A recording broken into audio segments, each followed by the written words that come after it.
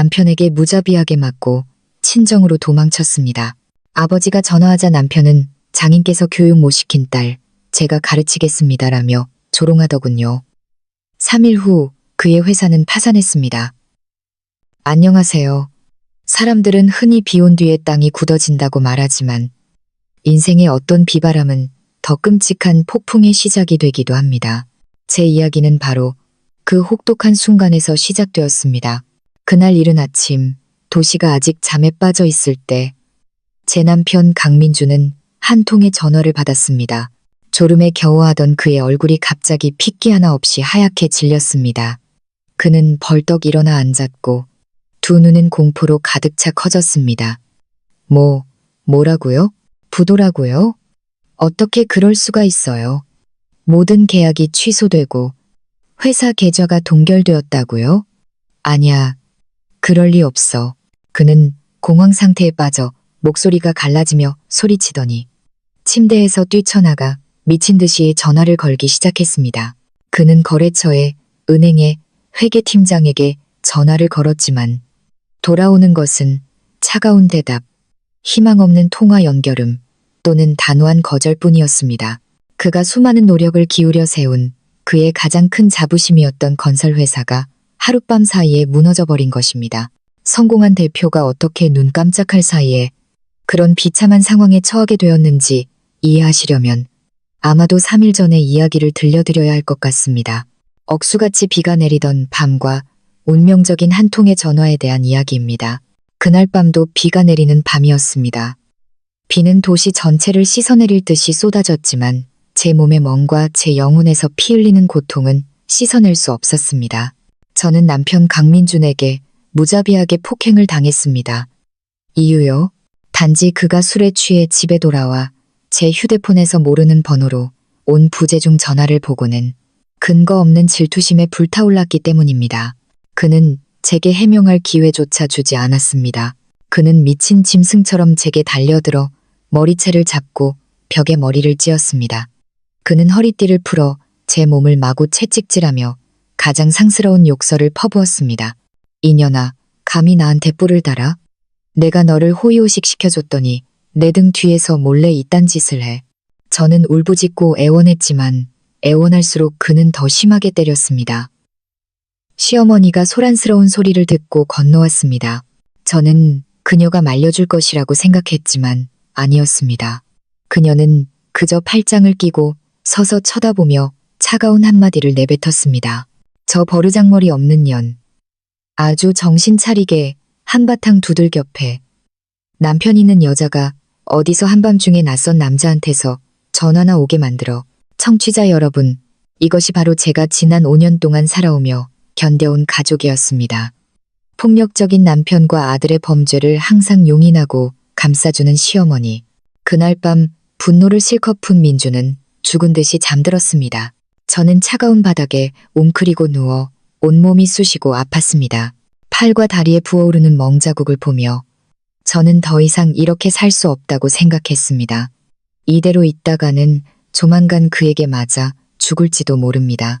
5년 만에 처음으로 이 지옥에서 도망쳐야 한다는 생각이 그 어느 때보다 강렬해졌습니다. 민준과 시어머니가 모두 잠든 틈을 타 저는 몰래 일어났습니다. 저는 불을 켤 엄두도 내지 못하고 어둠 속에서 더듬거리며 작은 가방에 옷 몇 벌을 챙겼습니다.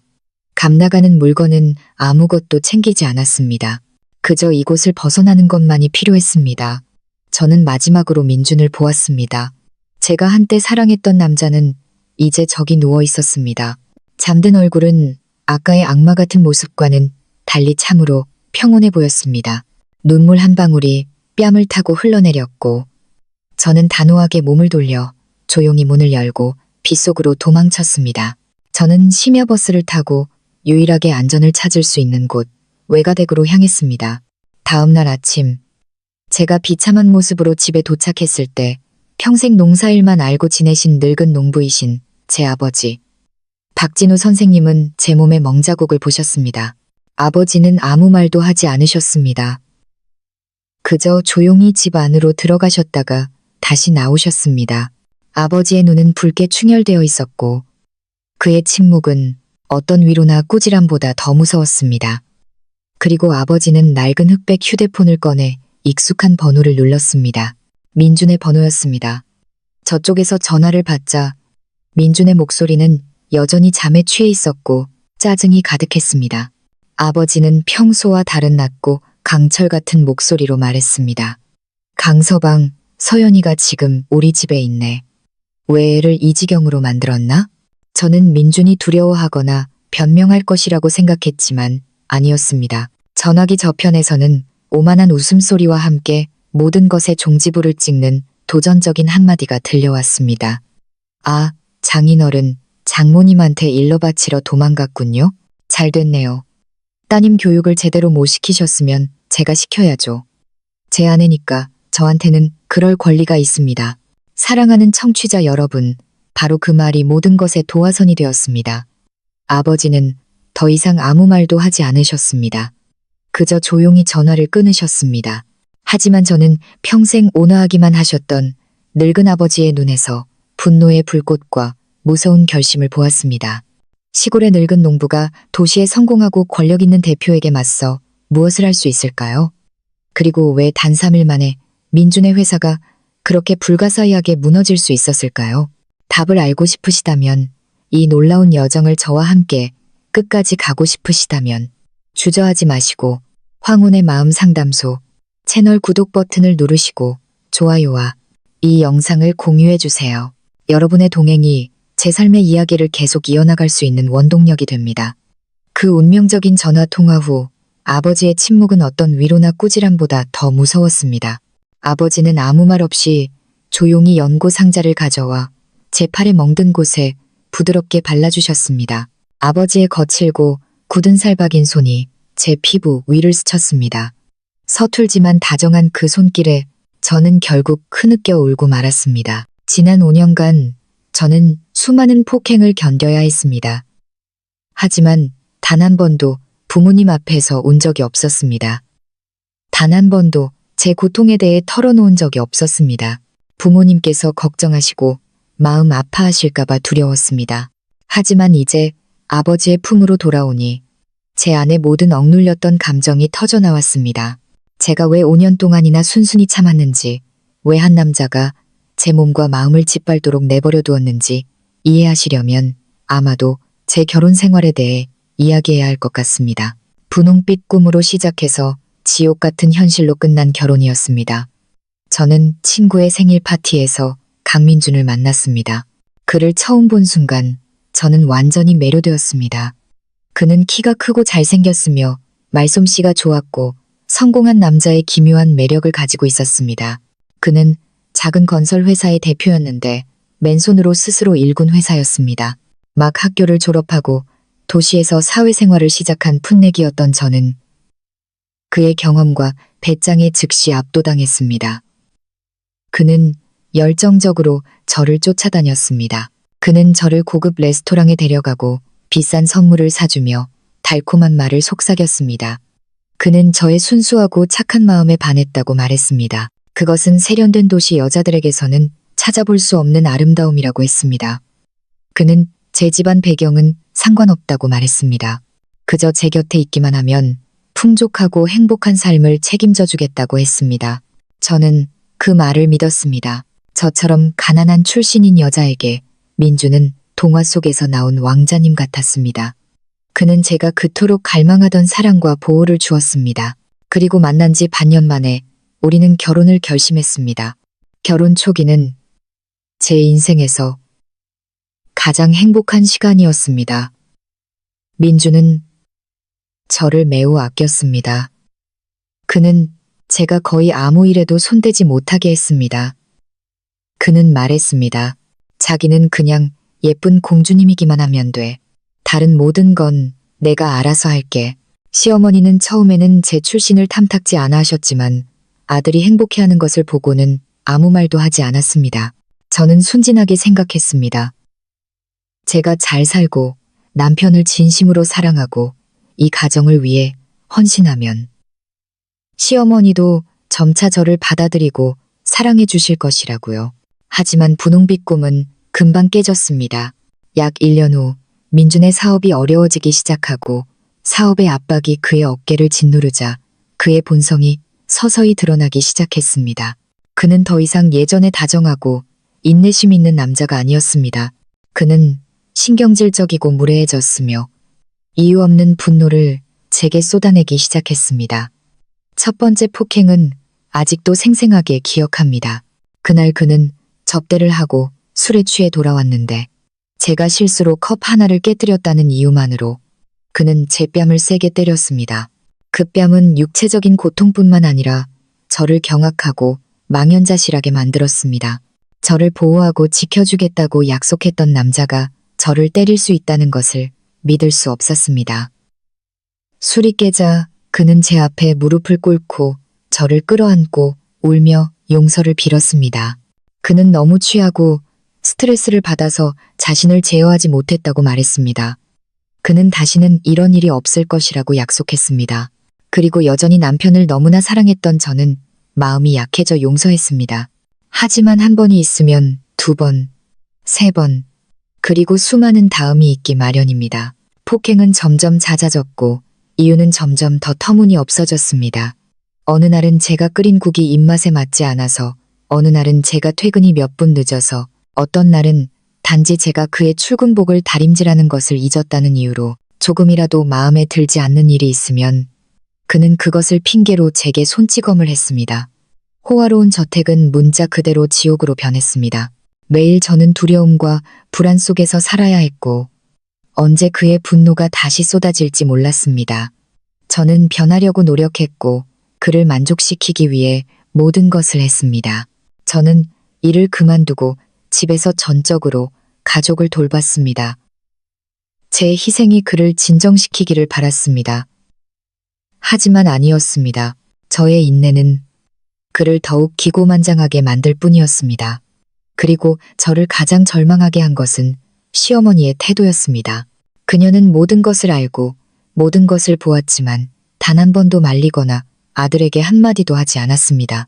오히려 그녀는 그의 폭력적인 행동을 감싸고 용인했습니다. 제가 맞고 나서 도움을 청하러 그녀에게 갈 때마다 그녀는 무심한 목소리로 내뱉었습니다. 남자가 성질 좀 부릴 수도 있지. 뭘 그래? 걔가 널 아직 사랑하니까 때리는 거야. 네가 남편 비위도 못 맞추고 뭔가 잘못했으니까 화를 낸 거겠지. 아내 된 도리는 참는 거야. 내 시아버지도 옛날에 성질 부릴 때가 있었지만 내가 어디 반마디라도 했는 줄 알아? 그녀는 항상 모든 잘못을 제게 돌렸습니다. 제가 남편 비위를 못 맞춰서, 제가 서툴러서, 제가 말이 많아서. 그녀는 저를 피해자에서 죄인으로 만들었습니다. 그녀는 제가 맞는 것이 당연하다고 느끼게 만들었습니다. 제 결혼 생활은 지옥이 되었습니다. 저는 육체적으로나 정신적으로 학대를 당했습니다.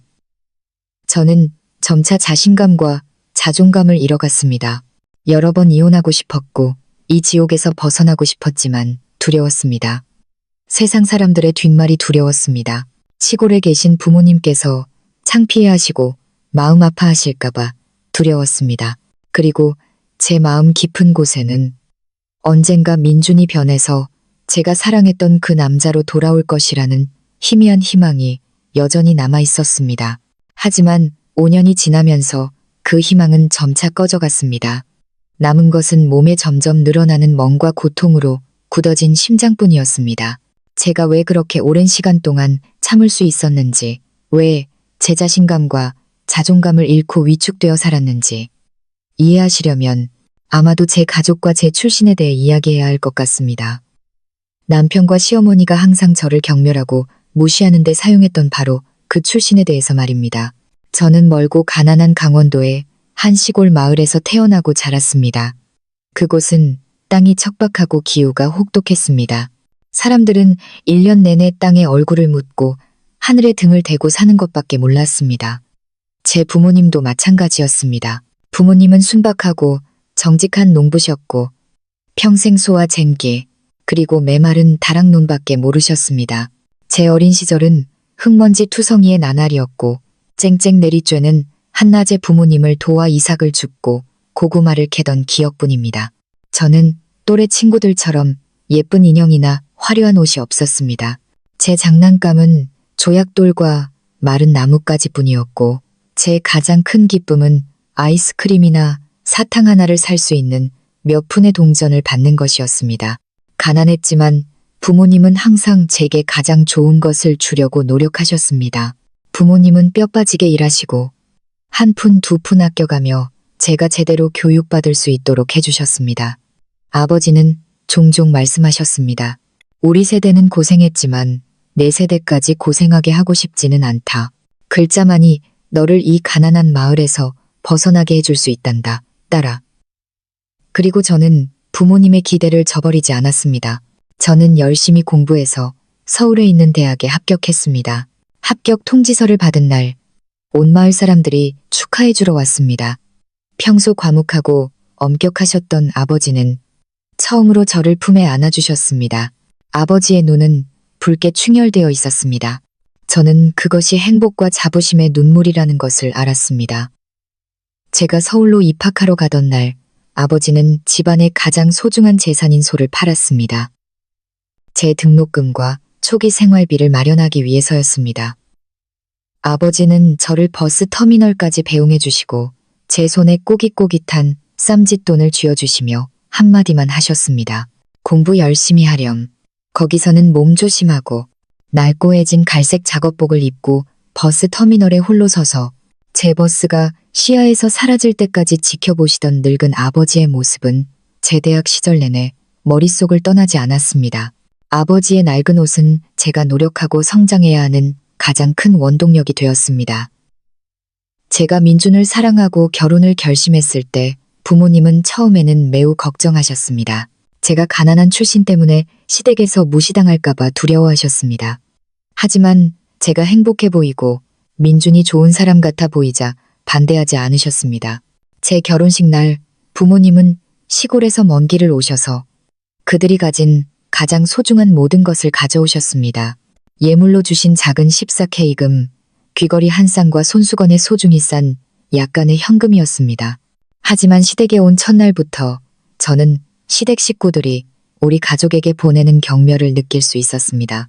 상견례 자리에서 시어머니 최 여사님은 제 귀걸이를 보더니 비웃으며 빈정거렸습니다. 요즘 세상에 누가 이런 14K금을 하니? 촌스럽게. 나중에 시간 날 때 엄마가 다이아몬드 귀걸이 하나 사줄게. 그래야 우리 며느리답지. 그 후로도 부모님께서 시골에서 올라오실 때마다 그들은 시댁의 차갑고 냉랭한 태도에 직면해야 했습니다. 민준과 그의 어머니는 항상 우리 가족을 무시하고 경멸했습니다. 그들은 제 부모님을 시골뜨기라고 불렀습니다. 그들은 부모님이 가져오신 소박한 시골 선물을 비웃으며 싸구려라고 불렀습니다. 한 번은 아버지가 올라오셨을 때가 기억납니다. 아버지는 직접 농사지어 빻은 찹쌀한 포대를 가져오셨습니다. 아버지는 이 쌀이 아주 맛있다며 온 가족이 찰밥을 해먹으라고 하셨습니다. 하지만 제가 쌀 포대를 부엌으로 가져가자마자 시어머니가 따라 들어와 혐오스러운 목소리로 말했습니다. 이게 무슨 쌀이야? 이렇게 지저분하게. 농약이나 제초제 같은 거 들어있는지 누가 알아?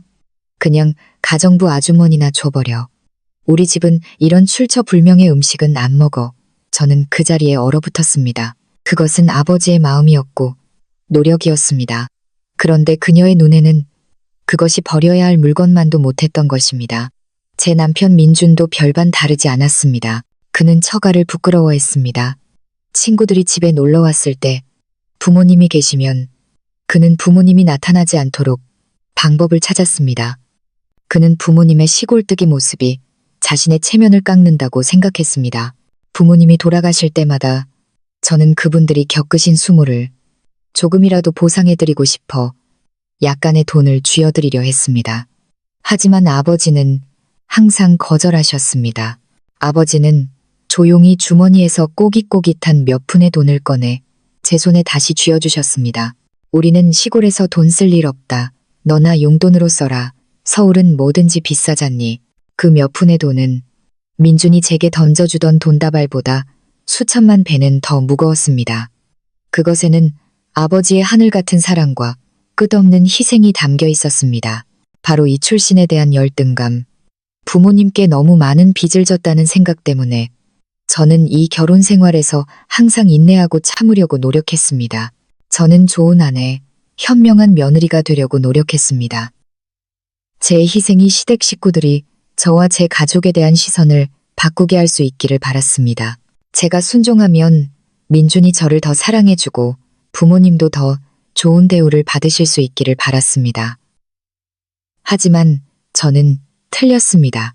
저의 인내는 그들을 더욱 기고만장하게 만들 뿐이었습니다. 그것은 존중을 가져다 주지 않고 오직 무시만을 가져왔습니다. 그리고 저는 저의 순진함과 나약함에 대해 너무나 비싼 대가를 치러야 했습니다. 민준의 폭행은 점점 더 잦아지고 잔인해졌습니다. 밖에서 보기에는 꿈에 그리던 보금자리였던 호화로운 저택은 제게는 창살 없는 감옥, 이승의 지옥으로 변해버렸습니다. 하루하루가 지나갈수록 저는 두려움과 불안 속에서 살아야 했고 언제 그의 분노가 다시 쏟아질지 몰라 전전긍긍했습니다. 저는 제 집 안에서조차 그림자처럼 조심스럽게 걸었고 어떤 소리도 내지 않으려고 모든 것을 완벽하게 해서 그에게 어떤 핑계도 주지 않으려고 노력했습니다. 하지만 제 노력은 소용없는 것 같았습니다. 그는 여전히 말도 안 되는 이유로 저를 때렸습니다.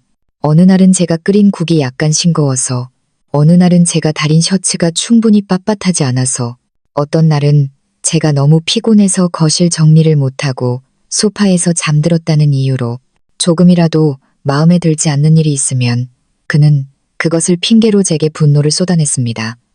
절망적이고 기댈 곳이 없어진 저는 여러 번 시어머니를 찾아갔습니다.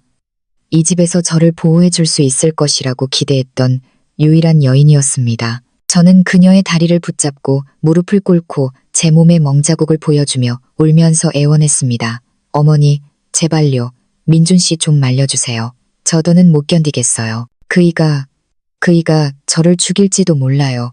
어머니, 저는 모성애, 한 여자가 다른 여자에게 느끼는 동정심이 그녀의 마음을 움직일 것이라고 기대했습니다. 하지만 아니었습니다. 그녀는 저를 차갑게 밀어냈고 눈에는 한 점의 동정심도 없었으며 목소리는 마치 날씨 이야기를 하듯 무심했습니다. 그까지 딜로 울고불고 난리야. 남자가 성질 좀 부릴 수도 있지. 걔가 밖에서 힘들게 일하고 스트레스 받는데 집에 와서 좀 짜증낼 수도 있는 거지. 아내 된 사람이 그걸 잘 맞춰줘야지. 어디서 대들어서 맞을 짓을 해. 그녀는 제 멍 자국을 보더니 더 잔인한 말을 덧붙였습니다. 걔가 아직 널 사랑하니까 때리는 거야. 정 떨어졌으면 손가락 하나 까딱 안 했을걸. 네 분수를 알아야지. 우리 민준이처럼 잘나고 잘생긴 남자랑 결혼했으면 지킬 줄 알아야지. 맨날 속 썩여서 걔가 질려서 밖에서 다른 여자 찾게 만들지 마. 그때 가서 후회하지 말고. 그녀의 말은 제게 남은 마지막 희망에 찬물을 끼얹는 것 같았습니다. 그녀는 저를 편들기는커녕 아들의 폭력적인 행동을 부추겼습니다. 그녀는 가정폭력을 애정의 표현, 사랑의 증거로 둔갑시켰습니다. 그녀는 모든 잘못을 제게 돌렸습니다. 제가 남편 비위를 못 맞춰서, 제가 부족해서 맞는 것이라고. 시어머니의 비호와 용의는 민준에게 힘을 실어주었습니다. 그는 점점 더 난폭해졌고 아내를 때리는 것을 남편의 당연한 권리로 여겼습니다. 그는 더 이상 거리낌이 없었습니다. 저도 민준이 제정신이고 기분이 좋을 때 대화를 시도해 보았습니다. 가장 부드러운 말로 우리가 처음 사랑했던 시절의 좋은 감정을 되살려 보려고 노력했습니다. 오빠, 기억나? 옛날에 평생 나를 지켜주고 보호해주겠다고 약속했잖아. 왜 지금은 나한테 이렇게 대하는 거야? 내가 뭘 잘못했어? 내가 잘못한 게 있으면 말해줘. 고칠게. 제발 때리지만 마.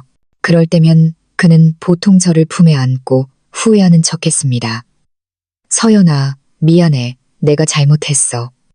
일이 너무 힘들어서 내가 성격이 급해서 그랬어. 용서해줘. 약속할게. 정말 이번이 마지막일 거야. 그리고 저는 어리석은 불나방처럼 또다시 그 공허한 약속을 믿었습니다. 저는 또 희망을 품고 기다렸습니다. 하지만 며칠 후, 심지어 몇 시간 후에 약간의 술기운이나 짜증이 밀려오면 그는 자신의 모든 약속을 잊어버렸습니다. 그리고 폭행은 다시 계속되었습니다. 제 삶은 출구 없는 반복의 굴레가 되었습니다. 맞고, 애원하고, 약속하고, 용서하고, 그리고 다시 맞는. 저는 점차 우울증에 빠졌습니다. 더 이상 외출하고 싶지 않았고, 친구들을 만나고 싶지도 않았습니다. 저는 저택에 스스로를 가두고 두려움과 고독 속에서 살았습니다. 저는 야위어 같고 눈은 항상 퀭하고 생기가 없었습니다. 제 얼굴에서 미소는 완전히 사라졌습니다. 부모님께 전화를 걸까 생각도 해봤습니다. 하지만 차마 그럴 용기가 나지 않았습니다. 부모님께서 걱정하시는 것을 원치 않았습니다.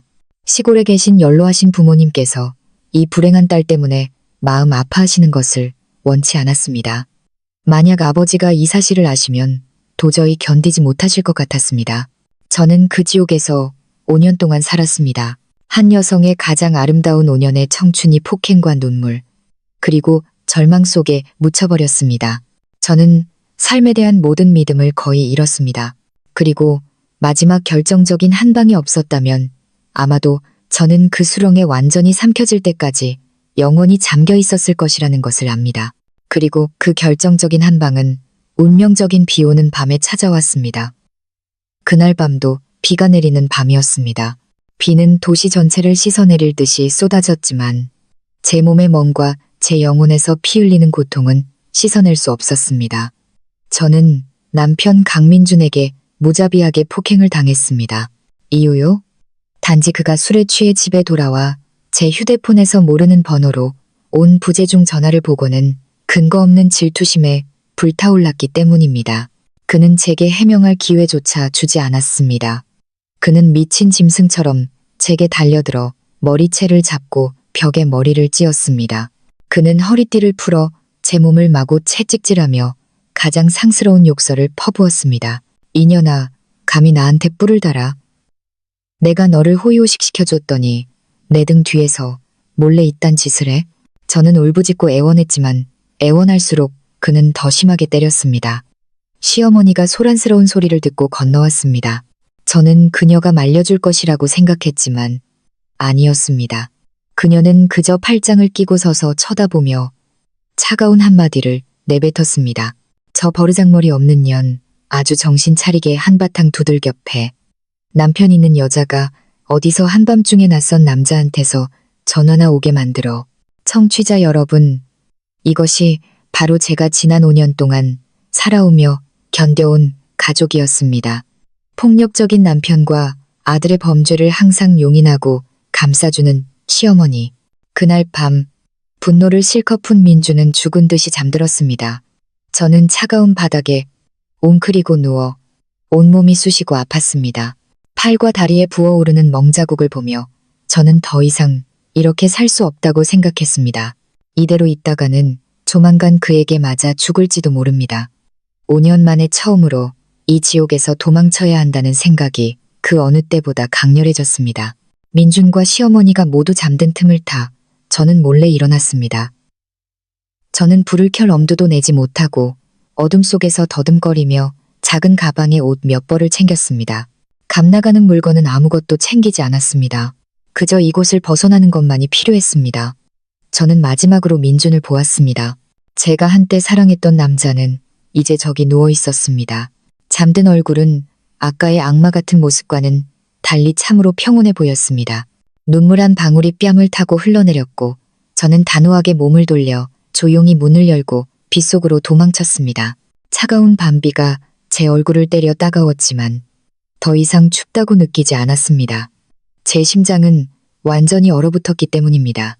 저는 뒤돌아볼 엄두도 내지 못하고 계속해서 달렸습니다. 멈추면 계속 나아갈 용기를 잃을까봐 두려웠습니다. 다시 그 지옥으로 끌려갈까봐 두려웠습니다. 저는 근처 버스 정류장으로 달려가 차가운 벤치에 웅크리고 앉았습니다. 어디로 가야 할지, 어떻게 해야 할지 몰랐습니다. 이 도시에는 친한 친구가 없었습니다. 부모님 댁으로 돌아갈 용기도 없었습니다. 부모님께 폐를 끼칠까봐 두려웠습니다. 이 넓은 도시에서 저는 완전히 외롭고 길 잃은 기분이었습니다. 하지만 문득 제가 갈 곳이 아직 한 군데 남아있다는 것을 기억해냈습니다. 유일한 곳, 마지막 기댈 곳, 바로 제 외가였습니다. 그곳에는 아버지가 어머니가 계셨고 아마도 그곳에서는 약간의 평온을 찾을 수 있을 것 같았습니다. 저는 그날의 첫 버스가 운행을 시작할 때까지 기다렸다가 버스를 타고 시외버스 터미널로 갔습니다. 저는 고향으로 가는 표, 심야 버스표를 한 장 샀습니다. 버스에 앉아 화려한 도시가 점차 뒤로 물러나는 것을 보며 제 마음은 만감이 교차했습니다. 황금세장에서 벗어났다는 안도감과 동시에 암담한 미래에 대한 불안과 두려움을 느꼈습니다. 내일이 어떻게 될지 몰랐습니다. 부모님을 어떻게 마주해야 할지 몰랐습니다. 흔들리는 심야버스는 저를 도시에서 제 지옥 같은 결혼 생활에서 점점 더 멀리 데려갔습니다. 창밖을 보니 빗방울이 여전히 유리창에 맺혀 가로등 불빛을 번지게 하며 기묘한 빗줄기를 만들어내고 있었습니다.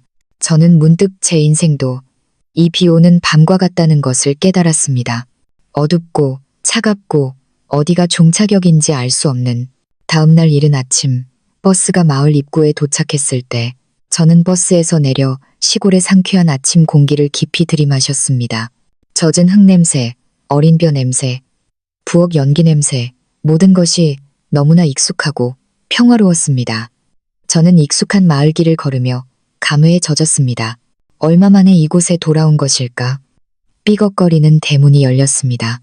저는 어머니가 항상 가꾸시던 푸른 담쟁이 덩굴이 있는 익숙한 작은 마당으로 들어섰습니다. 저는 집에 돌아왔지만 이것은 기쁨에 찬 귀향이 아니라 수치심 가득한 도망이었습니다. 어머니는 잠시 놀라시더니 이내 달려와 저를 꼭 껴안으셨고 저는 더 이상 참을 수 없었습니다. 저는 어머니의 앙상한 어깨에 얼굴을 묻고 아이처럼 흐느껴 울었습니다. 지난 5년 동안 견뎌야 했던 모든 서름, 고통, 두려움이 울음 속에서 터져 나왔습니다. 어머니도 우셨습니다. 어머니는 저를 꼭 껴안고 거친 손으로 제 헝클어진 머리를 쓰다듬으셨습니다. 내 딸, 내 딸아. 왜 이 지경이 되었니? 집에 왔으니 아빠 엄마랑 같이 있으니 괜찮아, 괜찮아. 하지만 어머니가 무심코 제 팔을 만지셨을 때 저는 아픔에 작게 신음했습니다. 어머니는 서둘러 제 소매를 걷어 올리셨고 제 하얀 피부에 선명하게 남아있는 멍과 채찍 자국을 보고는 그 자리에 얼어붙으셨습니다. 세상에, 이게 다 뭐니? 어머니의 목소리가 떨렸습니다. 그녀는 자신의 눈을 믿을 수 없었습니다. 민준이, 그놈이 너를 때린 거니? 저는 대답 대신 흐느끼며 고개를 끄덕였습니다. 어머니는 망연자실하시더니 저를 끌어안고 저보다 더 크게 우셨습니다. 세상에, 세상에, 어떻게 그놈이 그렇게 악독할 수가 있니? 왜 이렇게 고생하면서 부모한테 한마디도 안 했니?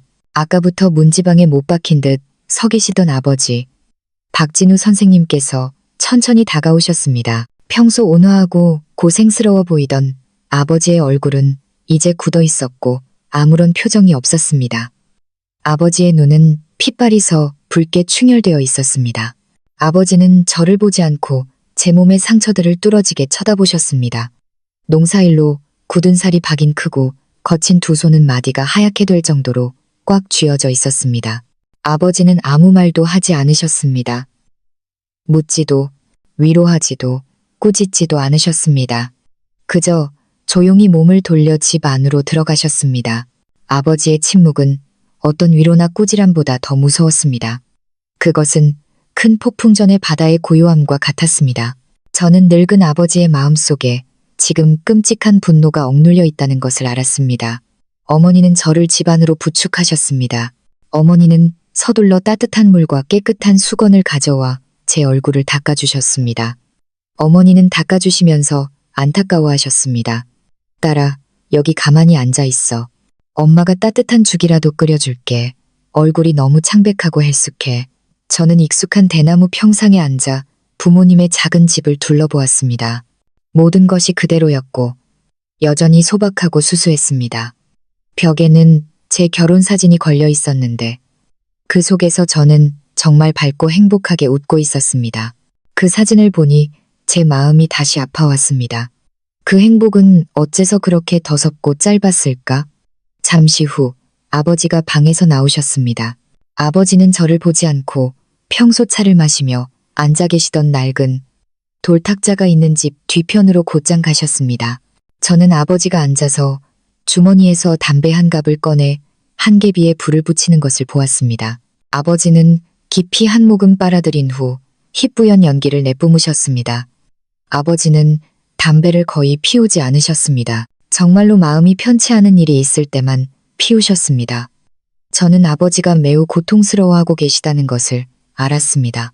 딸이 짐승만도 못한 취급을 당하고 짓밟히는 것을 본 아버지의 고통, 무력감의 고통. 아버지는 평생 흙먼지 묻히고 사는 늙은 농부일 뿐이었습니다. 반면 제 남편 민주는 성공한 대표였고 부자였으며 도시에서 많은 인맥을 가지고 있었습니다.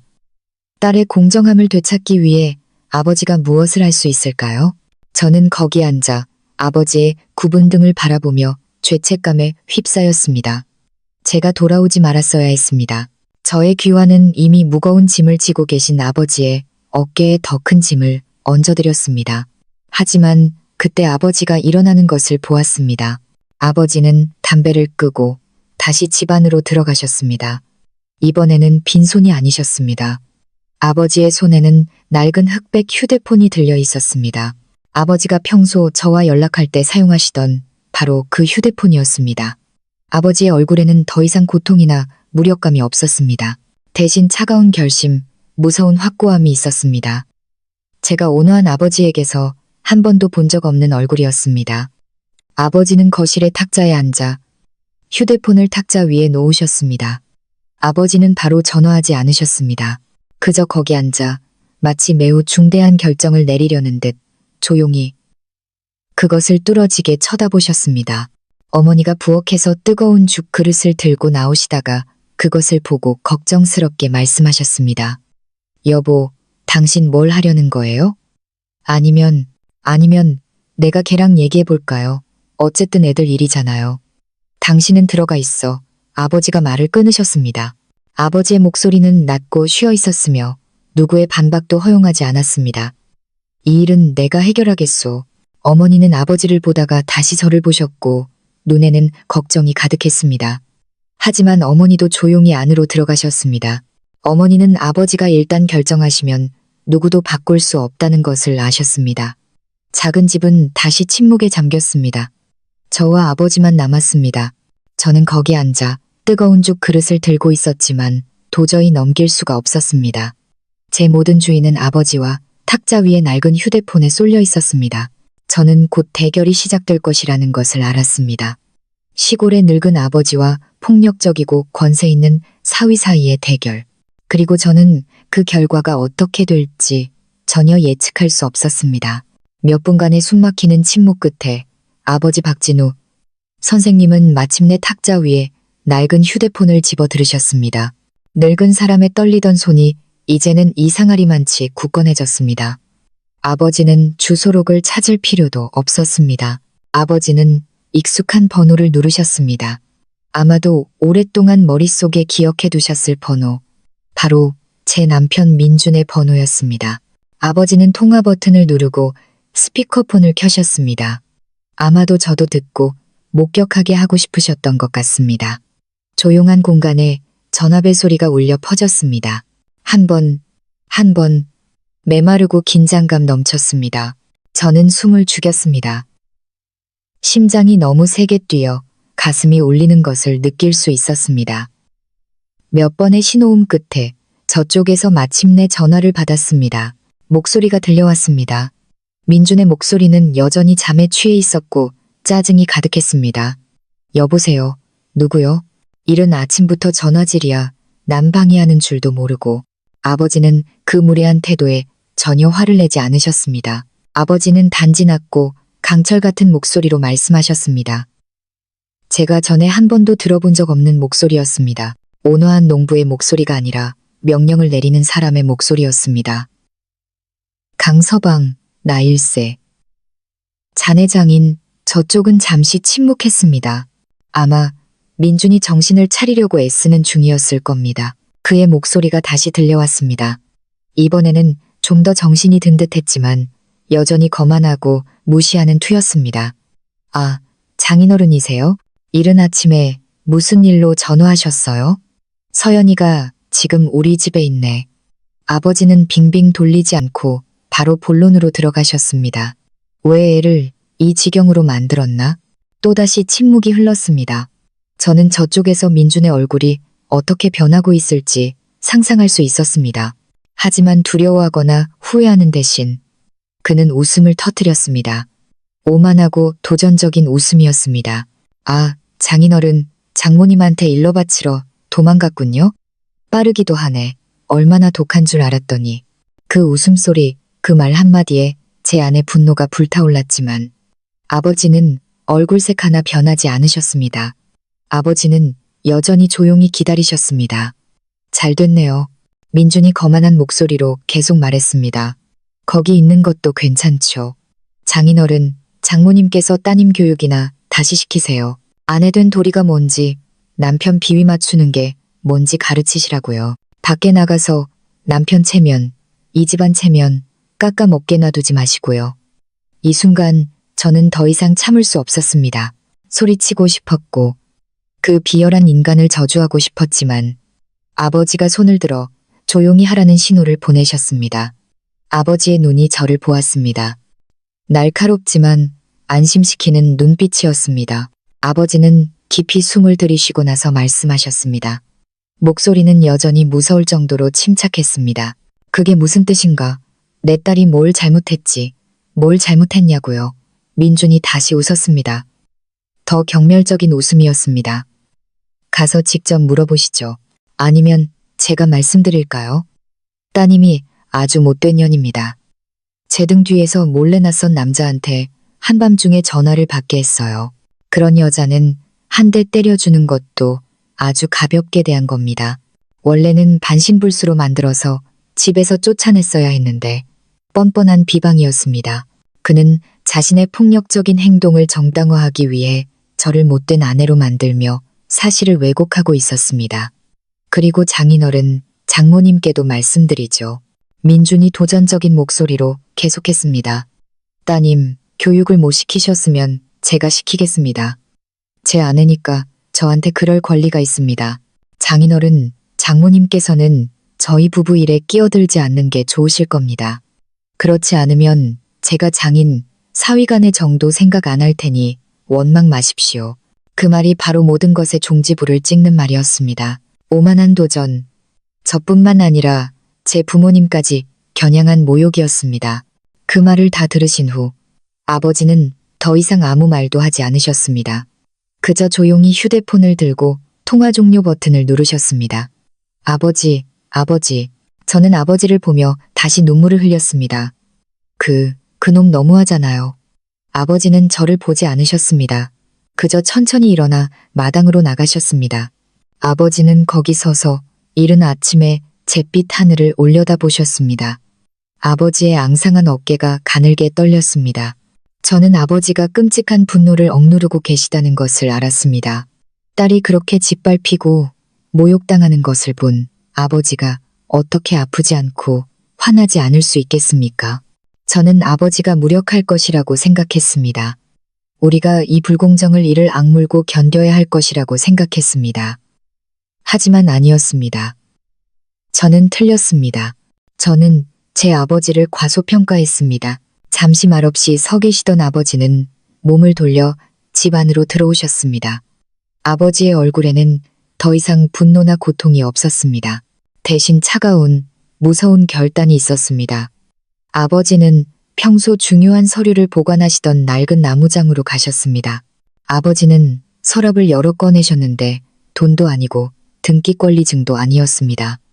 짙은 청색의 낡은 가죽으로 싼 작은 수첩과 다른 휴대폰이었습니다. 제가 한 번도 아버지가 사용하는 것을 본 적이 없는 스마트폰이었습니다. 아버지는 저와 어머니를 피해 뒷마당으로 가셨습니다. 아버지는 앉아서 수첩을 펴고 일련의 전화를 걸기 시작하셨습니다. 비밀스러운 전화들, 강민준의 운명을 완전히 바꿔놓고 또한 제게 아버지에 대한 믿을 수 없는 비밀을 열어줄 전화들이었습니다. 강민준의 도전적인 전화를 끊은 후 아버지는 더 이상 제가 알던 온화하고 고생 많은 농부가 아니었습니다. 아버지에게는 기묘한 변화가 일어났습니다. 제가 느낄 수는 있지만 도저히 설명할 수 없는 변화였습니다. 아버지의 얼굴에서 고통과 무력감은 사라지고 대신 차갑고 무서운 결단력이 나타났습니다. 평소 온화하고 다소 피곤해 보이던 아버지의 눈은 이제 날카롭고 강인한 빛을 띠고 있었습니다.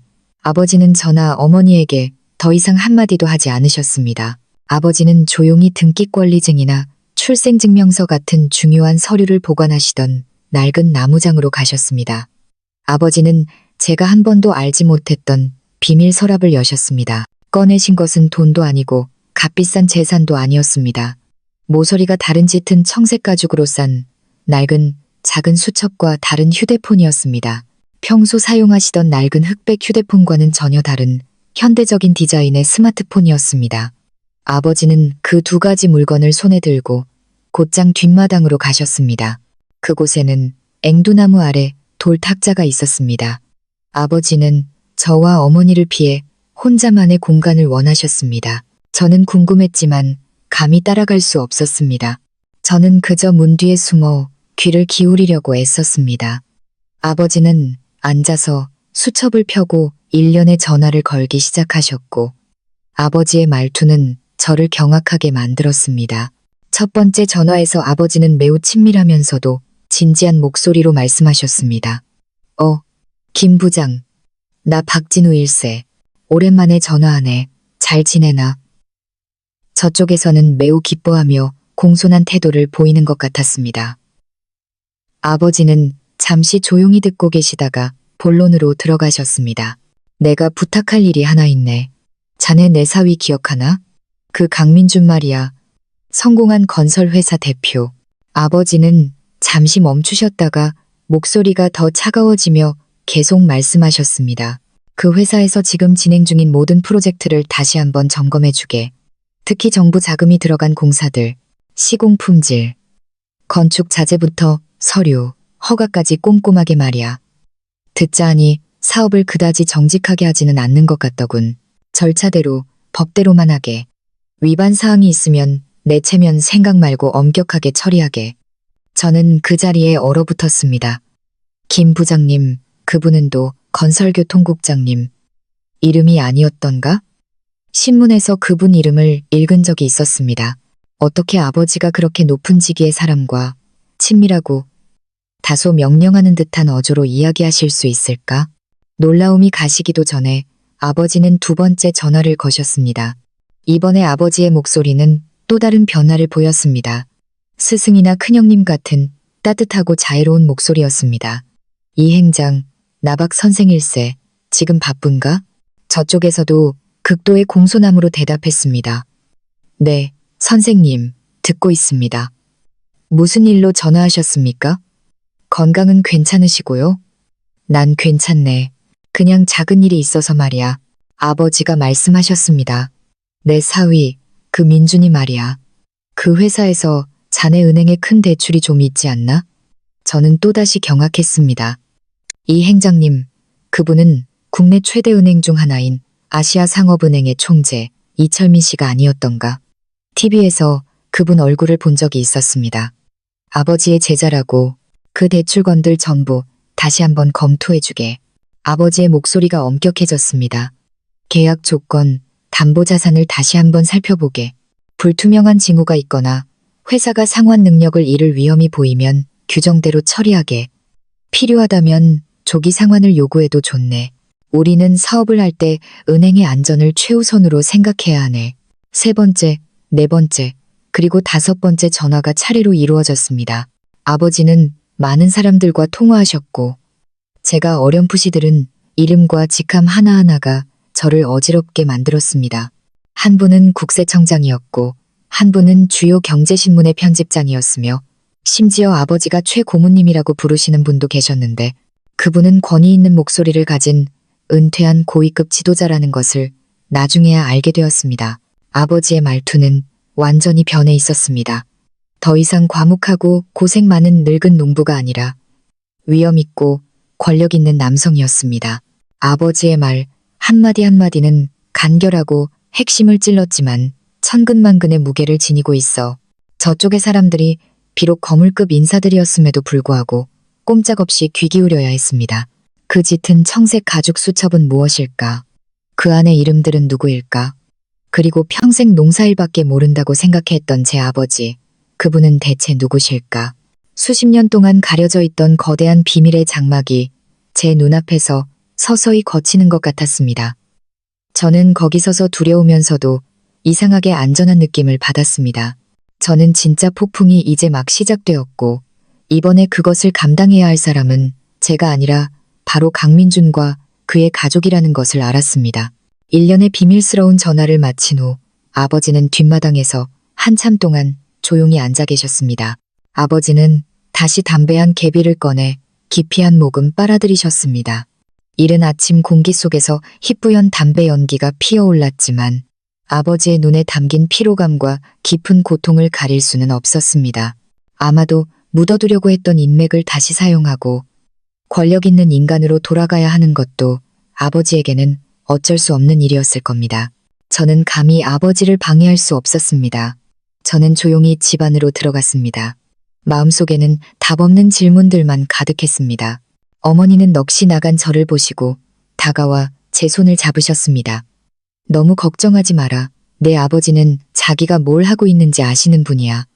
어머니, 저는 어머니를 보며 떨리는 목소리로 말했습니다. 아버지는 대체 누구세요? 어떻게 아버지가 그렇게 높은 직위의 사람들을 아실 수 있어요? 건설국의 김 부장님, 은행의 이 행장님, 그분들 모두 아버지를 아주 존경하는 것 같았어요. 어머니는 한숨을 쉬셨습니다. 수십 년간 수많은 사연을 담고 있었던 것 같은 한숨이었습니다. 어머니는 저를 대나무 평상에 앉히시고는 천천히 입을 여셨습니다. 이제 내 아버지의 진실을 알아야 할 때가 온 것 같구나. 서연아, 그리고 어머니는 제게 한 가지 이야기를 들려주셨습니다. 아버지의 영웅적이지만 조용했던 과거에 대한 이야기였습니다. 제가 꿈에서도 상상할 수 없었던 이야기였습니다.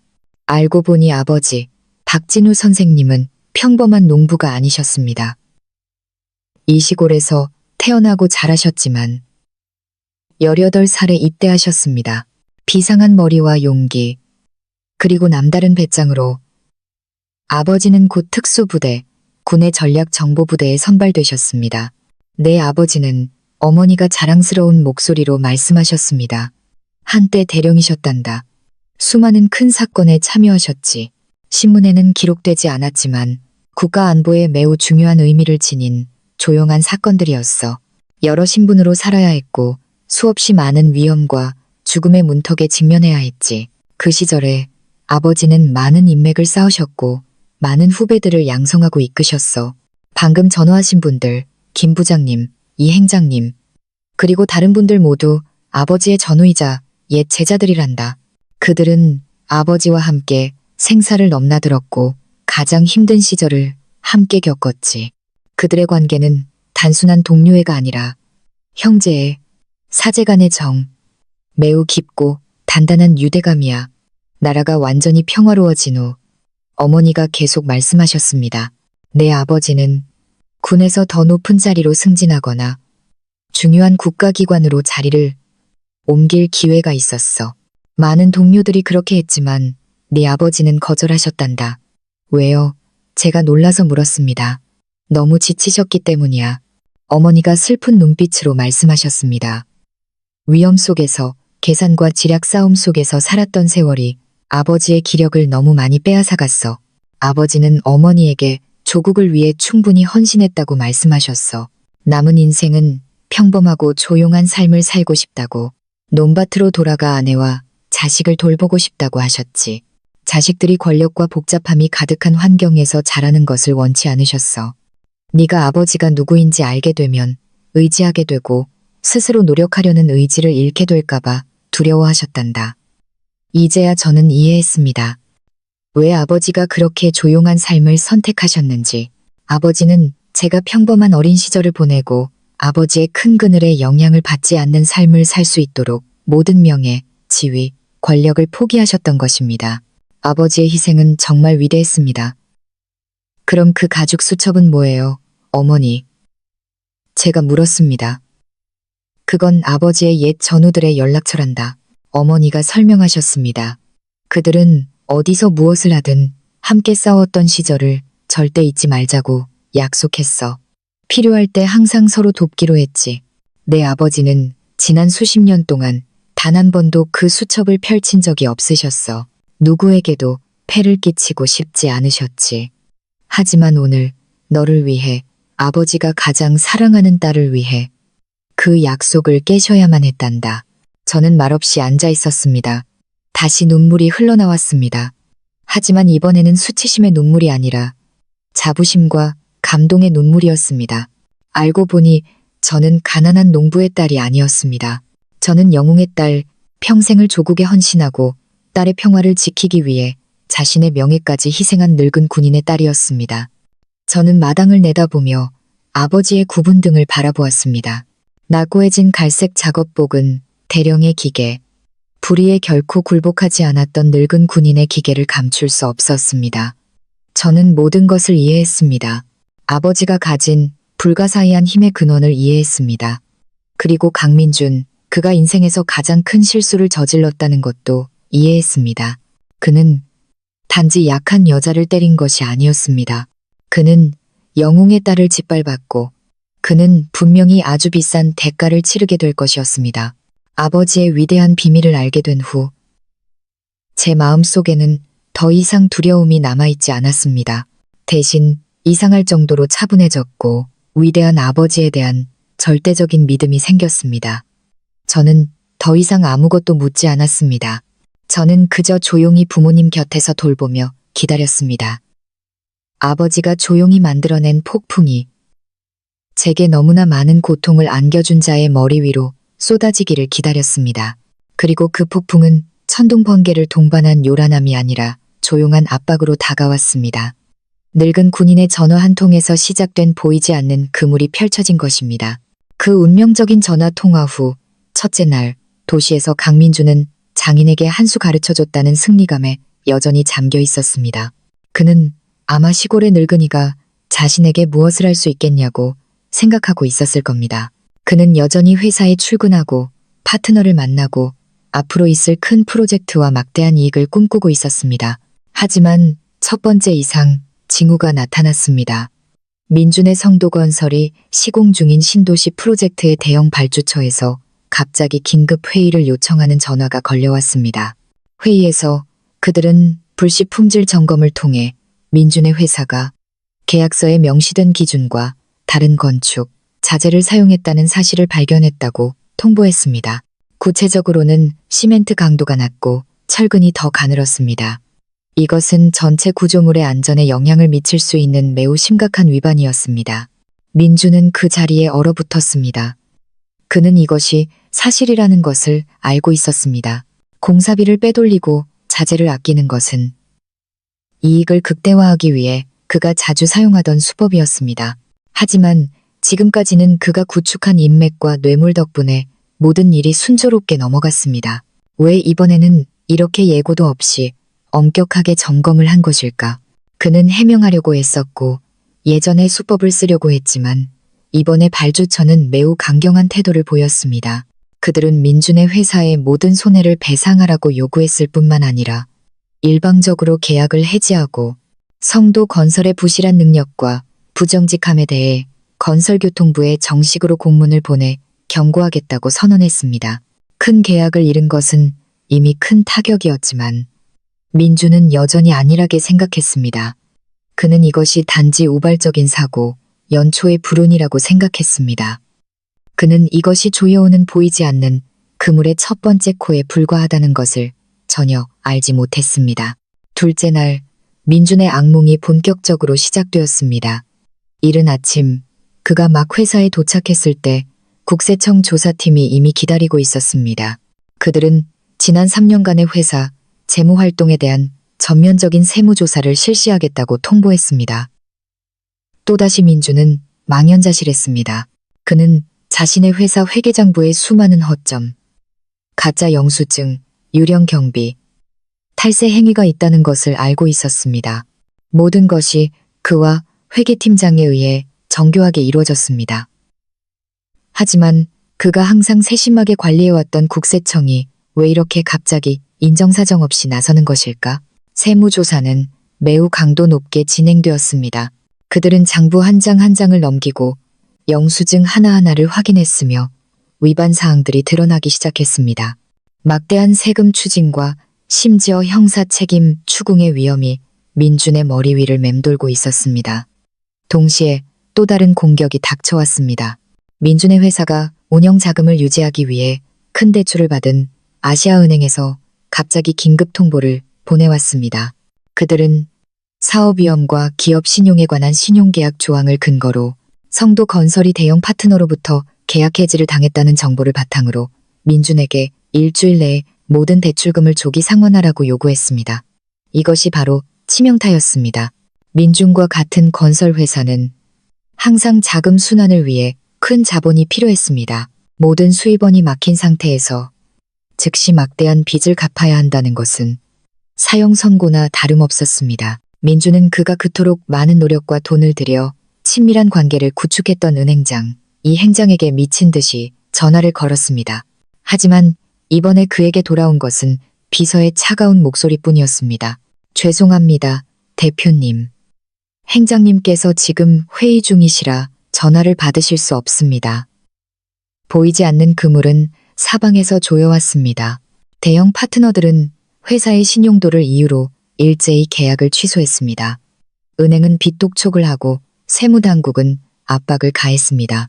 심지어 예전에는 민준이 돈을 주고 화려한 홍보기사를 싣던 주요 경제신문들조차 이제는 성도 건설의 사업 운영의 어두운 구석, 지연된 프로젝트, 부실 공사에 대해 깊이 분석하는 기사를 일제히 게재했습니다. 모든 문이 민준의 앞에서 쾅 닫히는 것 같았습니다. 그는 완전히 고립되었습니다. 그는 사방으로 뛰어다니며 도움을 청했지만 가는 곳마다 고개를 젓는 모습, 차가운 눈빛뿐이었습니다. 그가 자랑스러워했던 친구들, 인맥들은 이제 흔적도 없이 사라졌습니다. 아버지가 펼친 그물은 벌거벗은 권력의 그물이 아니라 진실과 정의의 그물이었습니다.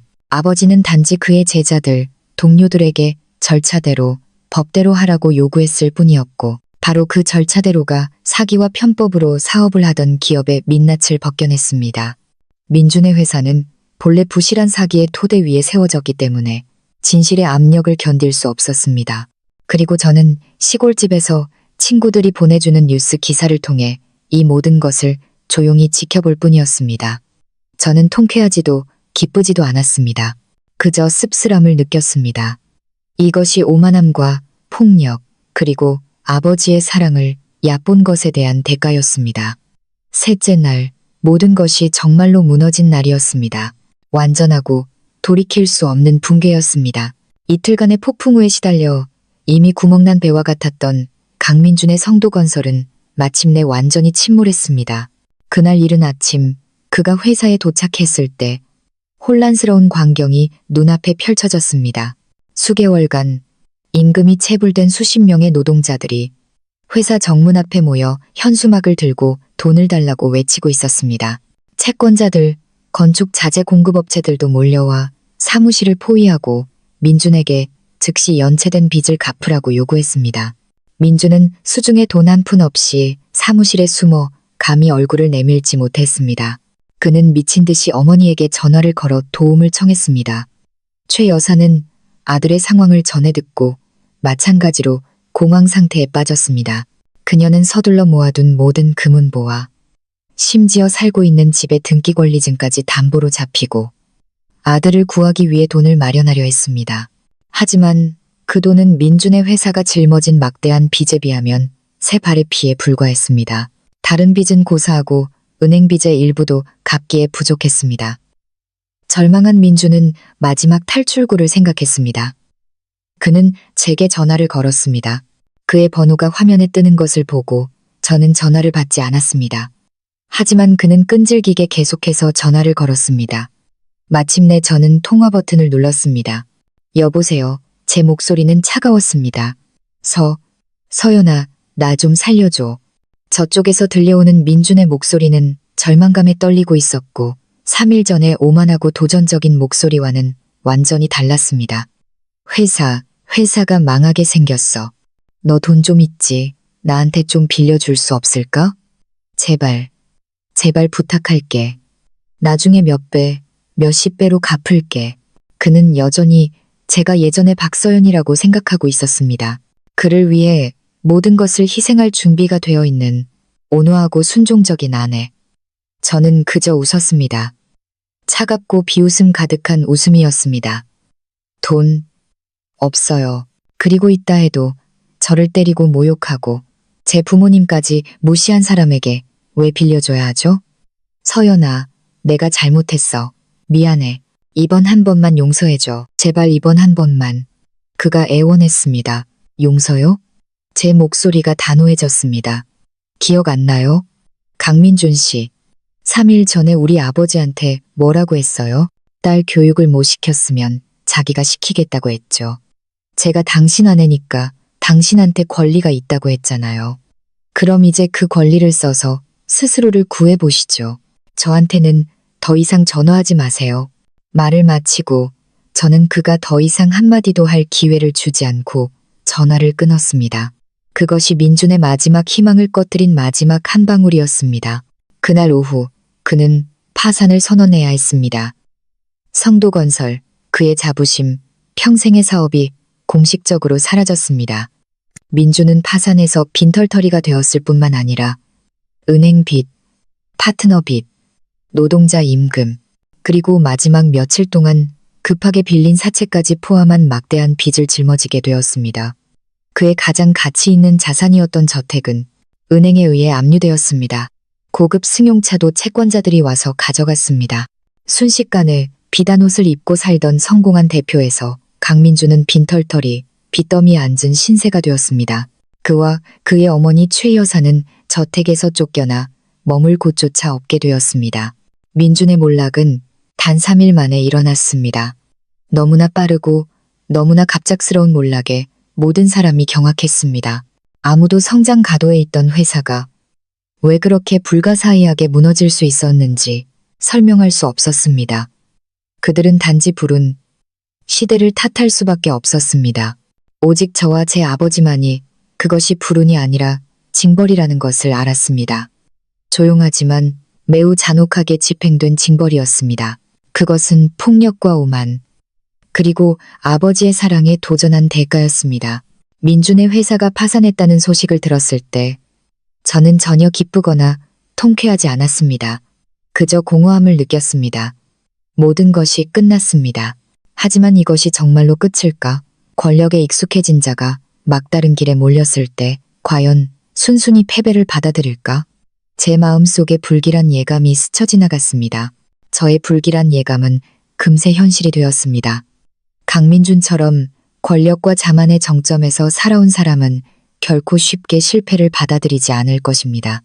막다른 길에 몰렸을 때, 잃을 것이 없을 때 사람은 보통 가장 미친 짓과 무모한 짓을 하게 됩니다. 민준의 회사가 공식적으로 파산한 지 일주일 후 시골에서 저와 부모님의 삶이 점차 평온을 되찾고 있을 때 그들이 찾아왔습니다. 어느 날 오후 제가 어머니를 도와 처마 밑에서 채소를 다듬고 있을 때 낡은 택시 한 대가 우리 집 문 앞에 끽 소리를 내며 멈췄습니다. 차 문이 열리고 익숙한 두 사람이 내렸습니다. 바로 민준과 그의 어머니 최 여사였습니다. 그들은 정말 비참해 보였습니다. 비싼 양복을 입고 멋을 내던 남자 민준은 이제 낡고 구겨진 셔츠에 색 바램바지를 입고 있었습니다. 그의 얼굴은 헬쑥했고 수염은 덥수룩했으며 잠을 못 잔 눈은 깊게 들어가고 붉게 충혈되어 있었습니다. 최 여사는 더 심했습니다. 항상 명품 옷을 걸치고 거만하고 화려했던 여인은 이제 낡은 실내복을 입고 있었고 머리는 헝클어져 있었으며 짙은 화장을 지운 얼굴에는 늙고 고생한 모습이 뚜렷하게 드러났습니다. 그들은 마치 마지막 희망을 찾아 헤매는 거지 막다른 길에 선 사람들처럼 보였습니다. 그들을 보니 제 마음속에 복잡한 감정이 솟아올랐습니다. 더 이상 분노가 아니라 씁쓸함과 약간의 동정심이었습니다. 하지만 저는 마음이 약해져서는 안 된다는 것을 알고 있었습니다. 어머니는 그들을 보고 서둘러 달려가 대문을 닫으려고 하셨습니다. 두 사람 여기 왜 왔어요? 우리 집은 당신들 환영 안 해요. 하지만 민준이 한 발 더 빨랐습니다. 그는 달려가 문 앞을 막고는 갑자기 먼지투성이 땅바닥에 털썩 무릎을 꿇었습니다. 어머니, 제발요. 서연이 좀 잠깐만 만나게 해주세요. 그는 울었습니다. 실패한 남자의 눈물이 그의 헬쑥한 얼굴 위로 흘러내렸습니다. 최 여사도 달려와 아들 옆에 무릎을 꿇고 애절하게 울었습니다. 사부인, 저희가 잘못했어요. 제발 자비를 베푸셔서 저희가 서연이와 한 번만 이야기할 수 있게 해주세요. 저희 서울에서 이 먼 곳까지 왔는데 갈 곳이 없어요. 주위 이웃들이 소란스러운 소리를 듣고 구경하러 모여들기 시작했습니다. 그들은 손가락질하며 수군거렸습니다. 아버지가 집 안에서 나오셨습니다. 아버지는 아무 말 없이 문 앞에서 무릎 꿇고 있는 모자를 바라보셨습니다. 아버지의 눈에는 어떤 감정도 없었습니다. 마침내 아마도 이웃들 앞에서 일을 크게 만들고 싶지 않으셨는지 아버지는 어머니에게 문을 열라는 신호를 보내셨습니다. 들여보내시오. 아버지가 차분한 목소리로 말씀하셨습니다. 최 여사 모자는 기뻐하며 서둘러 일어나 옷의 먼지를 급히 털고 마당으로 들어섰습니다. 마당에 들어서자마자 저를 본 민주는 달려와 제 다리를 붙잡으려 했지만 저는 한 걸음 뒤로 물러나 거리를 두었습니다. 서연아, 서연아, 미안해. 그가 다시 울었습니다. 내가 잘못했어. 나는 정말 쓰레기 같은 남편이었어. 내 소중함을 몰랐어. 제발 이번 한 번만 용서해줘. 우리 다시 시작하면 안 될까? 최 여사도 급히 끼어들며 후회 가득한 목소리로 말했습니다.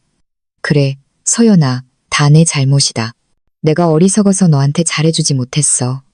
제발 민준이 용서해주고 나도 용서해다오. 걔한테 돌아가줘. 걔는 너 없이는 못 살아. 그들은 완벽한 고육지계를 연기했습니다. 눈물, 간절한 애원.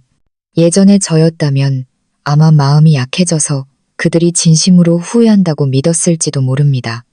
하지만 오늘의 저는 달랐습니다. 저는 그들을 차가운, 흔들림 없는 눈빛으로 바라보았습니다. 몇 방울의 눈물, 몇 마디의 사과로 당신들이 저지른 모든 것을 지울 수 있다고 생각하세요? 제가 무서울 정도로 차분한 목소리로 말했습니다. 알아요? 제 몸의 멍은 사라졌을지 몰라도 제 마음의 상처는 절대 아물지 않을 거예요. 아니야, 서연아. 민준이 급히 손을 저었습니다. 나는 진심으로 후회해. 나는 모든 걸 잃었어. 회사, 집, 돈, 아무것도 남지 않았어. 이제 나한테는 너밖에 없어. 네가 내 유일한 희망이야. 아, 그래서였구나. 그가 저를 찾아온 것은 진심으로 후회해서가 아니라 저를 사랑해서가 아니라 모든 것을 잃고 제가 붙잡을 수 있는 마지막 구명줄이라고 생각했기 때문이었습니다. 도저히 이해가 안 돼. 민준이 혼란스러운 목소리로 계속했습니다. 어떻게 모든 게 이렇게 빨리 무너질 수 있지? 단 3일 만에 마치 보이지 않는 손이 모든 걸 조종하는 것 같았어. 내가 운이 나빴어. 서연아. 끔찍하게 운이 나빴어. 내 곁에서 이 시기를 이겨낼 수 있게 도와주면 안 될까? 너만 있으면 처음부터 다시 시작할 수 있을 것 같아. 운이 나빴다고요? 제가 비웃었습니다. 비웃음 가득한 웃음이었습니다. 정말 그게 운이 나빴다고 생각해요? 강민준 씨. 그들은 여전히 아무것도 모르고 있었습니다. 그들은 여전히 순진하게 자신들의 몰락이 단지 운명 때문이라고 생각했습니다. 그 보이지 않는 그물을 펼친 사람이 바로 그들 앞에 서 있는 늙고 고생 많아 보이는 농부라는 것을 상상도 못했을 것입니다. 그들의 줄다리기, 애원, 울음은 거의 1시간 동안 계속되었습니다. 그들은 부부의 정을 들먹이는 것부터 제 미래를 들먹이며 협박하는 것까지 온갖 방법을 다 썼습니다. 나를 버리면 너도 나중에 시집가기 힘들 거야. 한 번 이혼한 여자를 누가 좋아하겠어. 하지만 모든 것이 소용없었습니다. 제 마음은 완전히 얼어붙었습니다. 부모님도 거기 서서 제가 스스로 해결하도록 한마디도 하지 않으셨습니다. 마침내 모든 노력이 헛되다는 것을 깨달았을 때 그들은 실패와 절망 속에서 돌아가야 했습니다. 그들을 태운 택시가 시야에서 사라졌을 때 저는 의자에 털썩 주저앉았습니다. 온몸에 힘이 하나도 없었습니다. 이 대면은 제가 견뎌야 했던 폭행보다 더 피곤했습니다. 하지만 이것이 해야 할 일이라는 것을 알았습니다. 저는 새로운 삶을 진정으로 시작하기 위해 단호하게 끊어내야 했습니다. 그 실패로 가득 찬 만남 이후 강민준 모자가 물러설 것이라고 생각했습니다. 하지만 아니었습니다. 궁지에 몰리자 그들은 더 뻔뻔하고 무모해졌습니다. 며칠 후 그들은 다시 돌아왔습니다. 이번에는 애원만 한 것이 아니라 소란을 피웠습니다. 최 여사는 우리 집 문 바로 앞에 앉아 울부짖으며 이웃들에게 하소연했습니다. 그녀는 매우 비참한 이야기를 지어냈습니다. 제가 시댁의 재산을 다 빼돌린 후 남편이 어려움에 처하자 냉정하게 버리고 심지어 외부인과 결탁하여 남편을 해쳤다는 것이었습니다. 그녀는 제가 저주를 걸어 아들의 사업이 망하게 했다고 말했습니다. 그 터무니없는 거짓말들은 제 평화로운 시골 마을을 떠들썩하게 만들었습니다. 이웃들은 저와 우리 가족을 다른 눈으로 보기 시작했습니다. 믿는 사람도 믿지 않는 사람도 있었지만 뒷말은 점점 더 많아졌습니다. 저는 매우 화가 나고 억울했습니다. 그녀에게 달려가 맞서고 모든 사람 앞에서 그녀의 진짜 얼굴을 폭로하고 싶었습니다. 하지만 아버지가 저를 막으셨습니다. 그냥 말하게 놔둬라. 아버지가 차분한 목소리로 말씀하셨습니다. 세상 사람들 입을 다 막을 수는 없다. 맞서 싸울수록 저들은 더 기고만장해질 뿐이야. 조용히 있으면 진실은 스스로 드러날 것이다. 그리고 아버지는 이 연극의 마지막 종지부를 찍을 때가 왔다고 결정하셨습니다. 아버지는 민준에게 전화를 걸어 그와 그의 어머니를 집으로 불러 마지막으로 이야기하자고 하셨습니다. 마지막 대면은 어느 날 오후에 이루어졌습니다. 더 이상 소란도 눈물도 없었습니다. 오직 우리 네 사람이 본체에서 마주 앉아 있을 뿐이었습니다. 아버지, 박진우 선생님은 주인 자리에 앉아 계셨습니다. 아버지는 꾸짖거나 비난하지 않으셨습니다. 그저 차분하게 차를 우려 각자에게 한 잔씩 따라주셨습니다. 아버지의 태도는 유유자적했고 도시의 대표와 그의 어머니를 마주한 농부 같지 않았습니다. 민준과 최 여사는 긴장과 불안 가득한 얼굴로 마주 앉아 있었습니다. 그들은 앞에 앉은 늙은 남자가 어떤 판결을 내릴지 알 수 없었습니다. 차를 다 따르신 후 아버지는 천천히 입을 여셨습니다. 아버지의 목소리는 크지 않았지만 공간을 멈추게 하는 기묘한 무게감이 있었습니다. 나는 자네에게 5년을 주었네. 아버지가 말씀하셨습니다. 아버지의 눈은 민준을 보지 않고 앞에 놓인 뜨거운 찻잔을 보고 있었습니다. 내 딸에게 잘해줄 5년의 시간을. 민준이 깜짝 놀라 아버지를 쳐다보았습니다. 내가 딸을 자네에게 시집 보내던 날 나는 자네에게 우리 집은 가난해서 딸에게 줄 재산이 아무것도 없다고 말했네. 내가 가진 가장 큰 재산은 바로 내 딸이라고. 나는 자네가 그 아이를 소중히 여기고 사랑하고 보호해 줄 것이라고 기대했네. 자네가 그 아이에게 행복한 삶을 가져다 줄 것이라고 기대했지. 아버지는 잠시 멈추고 차를 한 모금 마신 후 다시 말씀을 이어가셨습니다. 아버지의 목소리가 약간 낮아졌습니다. 하지만 자네는 그러지 못했네. 자네는 그 아이에게 행복을 가져다 주기는커녕 고통과 눈물만 안겨주었어. 자네는 그 아이를 때리고 모욕하고 그 아이의 사랑과 희생을 짓밟았지. 내가 아비 된 자로서 내 딸이 그런 대우를 받는 것을 보고 가만히 있을 수 있었을 것 같나? 이 순간 아버지는 고개를 들어 민준의 눈을 똑바로 쳐다보셨습니다. 민준을 떨게 하고 고개를 숙이게 만드는 날카롭고 위험 있는 시선이었습니다. 지난 3일 동안 자네 회사에 일어난 일들은 불운이 아니었네. 알고 있나? 민준과 최 여사가 놀라 아버지를 쳐다보았습니다. 그건 경고였네. 아버지가 얼음처럼 차가운 목소리로 말씀하셨습니다. 내 딸이 자네가 함부로 짓밟을 수 있는 사람이 아니라는 것을 알려주는 경고. 그 아이 뒤에는 여전히 아비가 있다는 것을. 돈도 없고 권력도 없을지 모르지만 자기 딸을 지킬 방법은 충분히 있는 늙은 아비가 있다는 것을 말이야. 그리고 그것은 징벌이기도 했네. 자네의 폭력과 오만함에 대한 징벌. 자네가 뿌린 씨앗을 이제 거두는 것뿐이네. 그것이 인생의 공평한 법칙이지. 아버지는 자신의 진짜 신분이나 권력 있는 인맥에 대해서는 한마디도 언급하지 않으셨습니다. 아버지는 단지 한 아버지의 자격으로 말씀하셨지만 그 말들은 수천만 번의 협박보다 더 큰 무게를 지니고 있었습니다. 최 여사와 민주는 거기 앉아 얼굴이 창백해져서 한마디도 하지 못했습니다. 그들은 이해했습니다. 마침내 그들의 몰락이 운명 때문이 아니라 바로 자신들이 자초한 일이라는 것을 이해했습니다. 그들은 결코 건드려서는 안 될 사람을 건드렸던 것입니다. 아버지는 찻잔을 내려놓으시며 마지막 판결처럼 마지막 말씀을 하셨습니다. 이제 그 결과를 스스로 감당하게. 다시는 내 딸 앞에 나타나지 말게. 두 사람의 인생은 이제부터 우리 가족과 아무런 관련이 없네. 아버지의 부드럽지만 무게감 있는 말은 공식적으로 모든 것에 종지부를 찍었습니다. 민준과 그의 어머니는 완전히 무너졌습니다. 그들은 더 이상 감히 애원하거나 소란을 피우지 못했습니다. 그들은 그저 두려워하며 잔인한 현실을 받아들일 수밖에 없었습니다. 그들은 졌습니다. 처참하게 졌습니다. 아버지의 판결은 비록 부드러웠지만 천근만근의 무게를 지니고 있었고 공식적으로 모든 것에 종지부를 찍었습니다. 강민준 모자는 마치 사형 집행을 기다리는 죄수처럼 그 자리에 죽은 듯이 앉아 있었습니다. 오만함, 난폭함, 모든 것이 사라지고 오직 두려움과 뒤늦은 후회만이 남았습니다.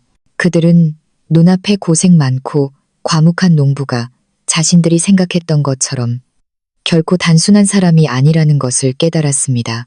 그들은 잠자는 호랑이를 건드렸고 이제 그 결과를 감당해야 했습니다.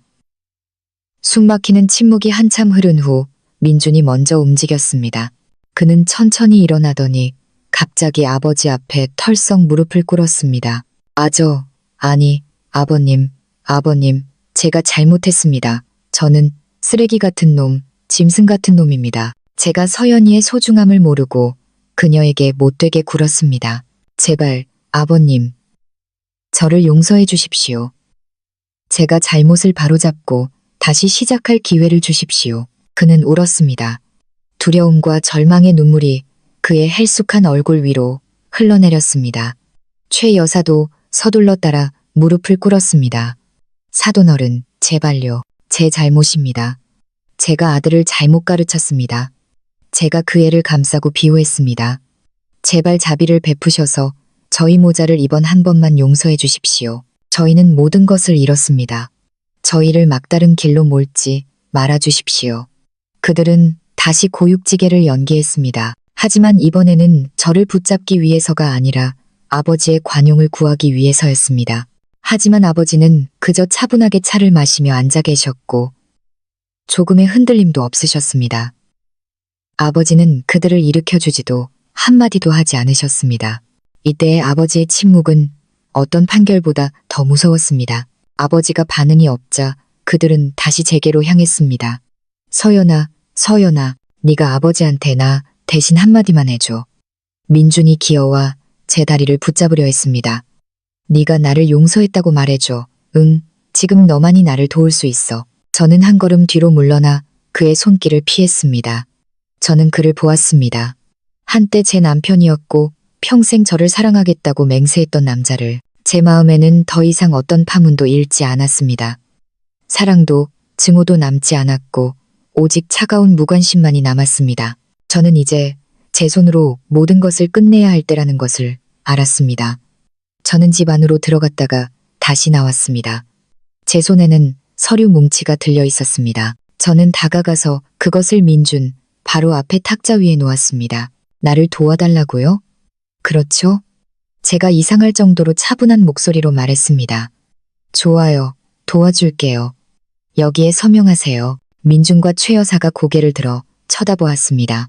그것은 제가 아주 오래전에 준비해둔 이혼 서류였습니다. 이혼? 민준이 망연자실했습니다. 서연아, 정말 나를 버리려는 거야? 버리다니요? 제가 감정 없는 웃음을 지었습니다. 버리려는 사람은 제가 아니라 바로 당신이에요. 강민준 씨, 당신은 처음 저를 때린 그날부터 저를 버렸어요. 당신 어머니가 저를 모욕할 때 침묵했던 그 순간들에도 저를 버렸고 그 끔찍한 비 오는 밤에 저를 무자비하게 내던졌어요. 오늘의 저는 완전히 깨달았고 더 강해졌습니다. 제 목소리가 단호해졌습니다. 더 이상 예전의 약한 박서연이 아니었습니다. 저는 우리 결혼이 처음부터 잘못되었다는 것을 깨달았어요. 그것은 거짓과 불평등, 그리고 폭력 위에 세워졌어요. 사랑도 존중도 없었어요. 그저 지옥이었고 저는 더 이상 그 지옥에서 살 수 없어요. 여기에 서명하세요. 제가 서류를 가리켰습니다. 그것이 제가 당신을 도울 수 있는 유일한 방법이에요. 당신을 해방시켜주고 또한 저 자신을 해방시키는 거죠.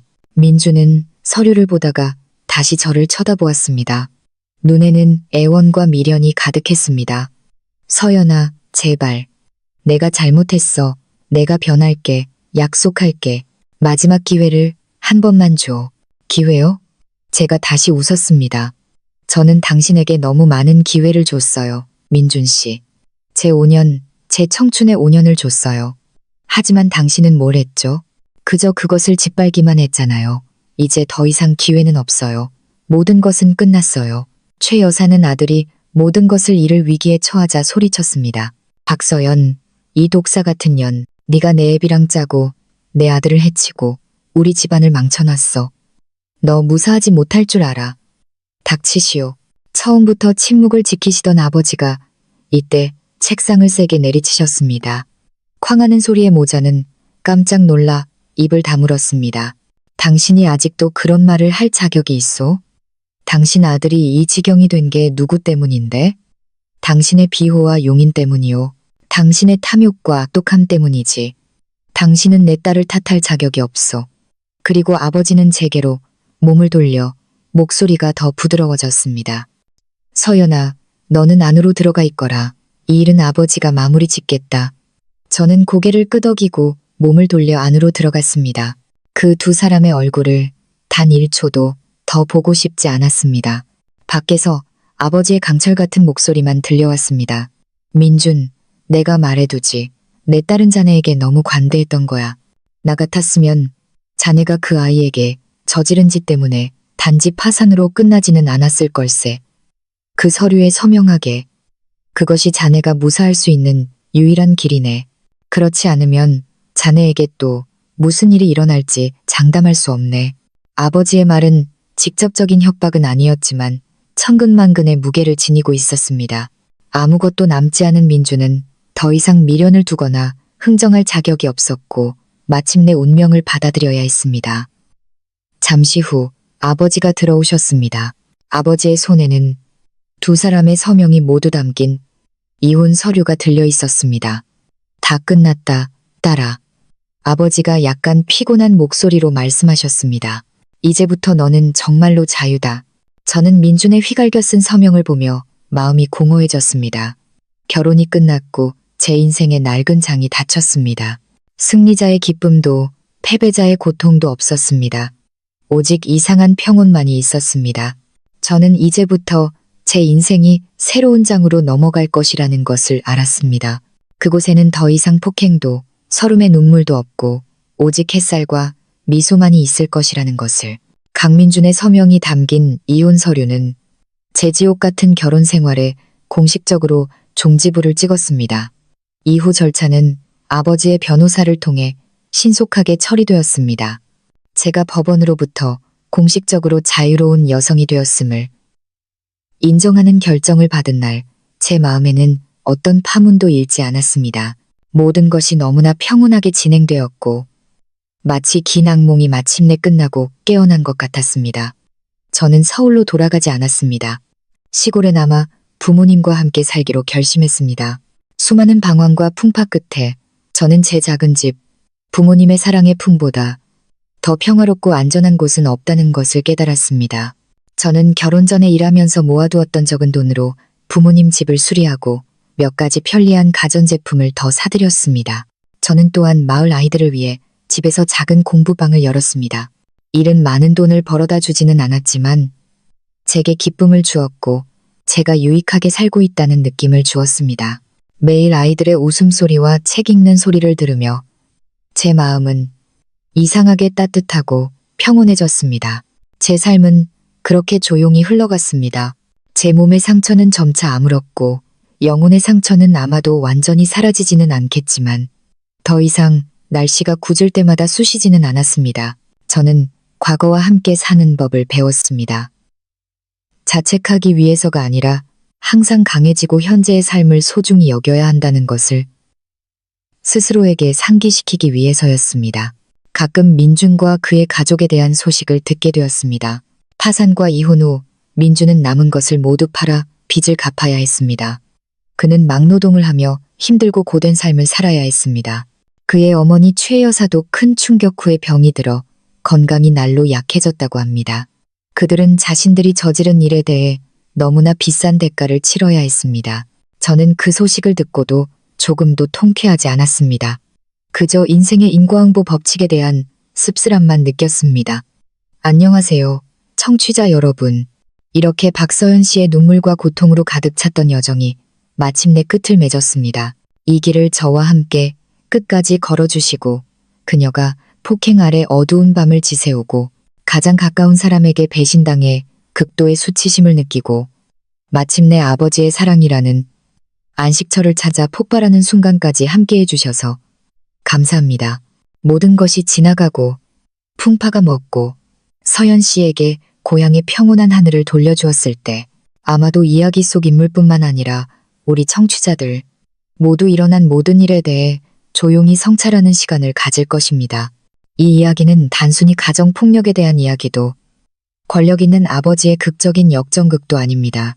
더 깊이 들어가면 저는 이것이 결혼 생활의 어두운 구석, 사랑과 소유욕 사이의 아슬아슬한 경계에 대한 가슴 아픈 경종이며 우리 중 누구라도 그 속에서 자신의 일부를 발견할 수 있는 깊은 교훈을 담고 있다고 믿습니다.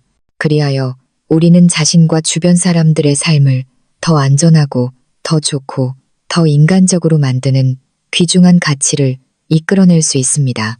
이 이야기가 전하고자 하는 가장 크고 고통스러운 교훈은 바로 가정폭력 문제에 대한 단호한 경고입니다. 청취자 여러분, 폭력은 결코 사랑의 표현이 아닙니다. 그것은 이기심, 가부장주의, 비겁함의 표현이며 범죄입니다. 강민주는 처음에는 서연 씨를 사랑했을지 모릅니다. 하지만 그 사랑은 금세 뒤틀려 소유욕, 해로운 통제로 변질되었습니다.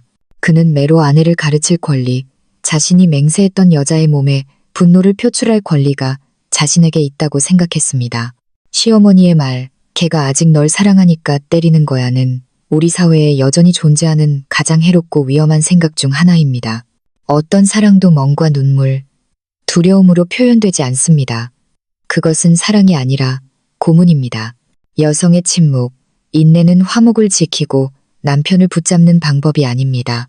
그것은 악을 용인하고 방조하여 폭력 가해자를 점점 더 난폭하고 잔인하게 만드는 것입니다. 서연 씨의 이야기는 그녀와 같은 고통을 겪고 있는 모든 여성들에게 보내는 절박한 호소입니다. 절대로 침묵하지 마세요. 당신의 침묵은 폭력적인 남편을 후회하게 만들지 않습니다.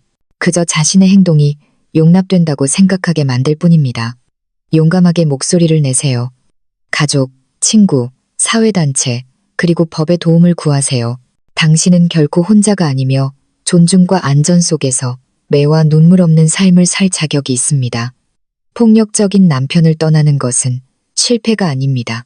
그것은 자신의 삶을 구하기 위한 용감한 행동입니다. 다음으로 이 이야기는 아버지의 사랑이라는 비범한 힘에 대한 매우 깊은 교훈을 줍니다.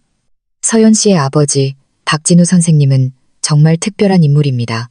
그는 부유한 회장도 아니고 딸에게 비단 옷 입는 삶을 줄 돈이나 지위도 없습니다. 그는 그저 늙고 고생 많고 과묵한 농부일 뿐입니다. 하지만 그 평범한 외모 뒤에는 자식을 향한 끝없는 사랑의 마음과 누구도 상상할 수 없는 잠재된 힘이 있었습니다. 딸의 몸에 난 상처를 보고 그는 울거나 꾸짖지 않았습니다. 그는 자신의 고통을 행동으로 옮겼습니다. 그의 전하들은 권력을 남용하는 것이 아니라 평생의 희생과 헌신으로 쌓아온 은혜와 관계를 활용하여 딸의 공정함을 되찾기 위한 것이었습니다. 그는 우리에게 남자의 아버지의 진정한 힘은 그가 얼마나 많은 돈을 가지고 있느냐가 아니라 그가 얼마나 가족을 지킬 수 있느냐에 있다는 교훈을 가르쳐 주었습니다.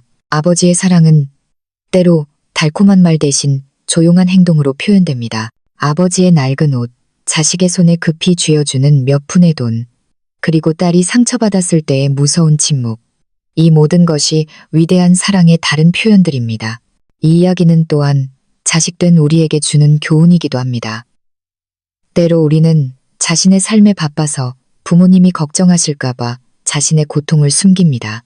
하지만 기억하세요. 가족, 부모님은 항상 가장 평온한 안식처이자 가장 든든한 버팀목입니다. 우리가 어디서 넘어지든 주저하지 말고 찾아가고 나누세요. 부모님의 품은 항상 모든 풍파로부터 우리를 지켜줄 만큼 넓기 때문입니다. 그리고 마지막으로 제가 나누고 싶은 교훈은 결코 사람을 겉모습으로 판단하지 말라는 것입니다.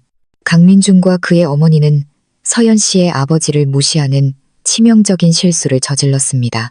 그들은 단지 늙고 고생 많은 시골뜨기를 보았고 거만하고 도전적인 말을 서슴지 않았습니다. 그들은 그 낡은 갈색 작업복 뒤에 대령의 기계, 조용한 영웅의 기백이 숨어 있을 줄은 상상도 못했습니다. 이것은 우리에게 겸손에 대한 깊은 교훈을 줍니다.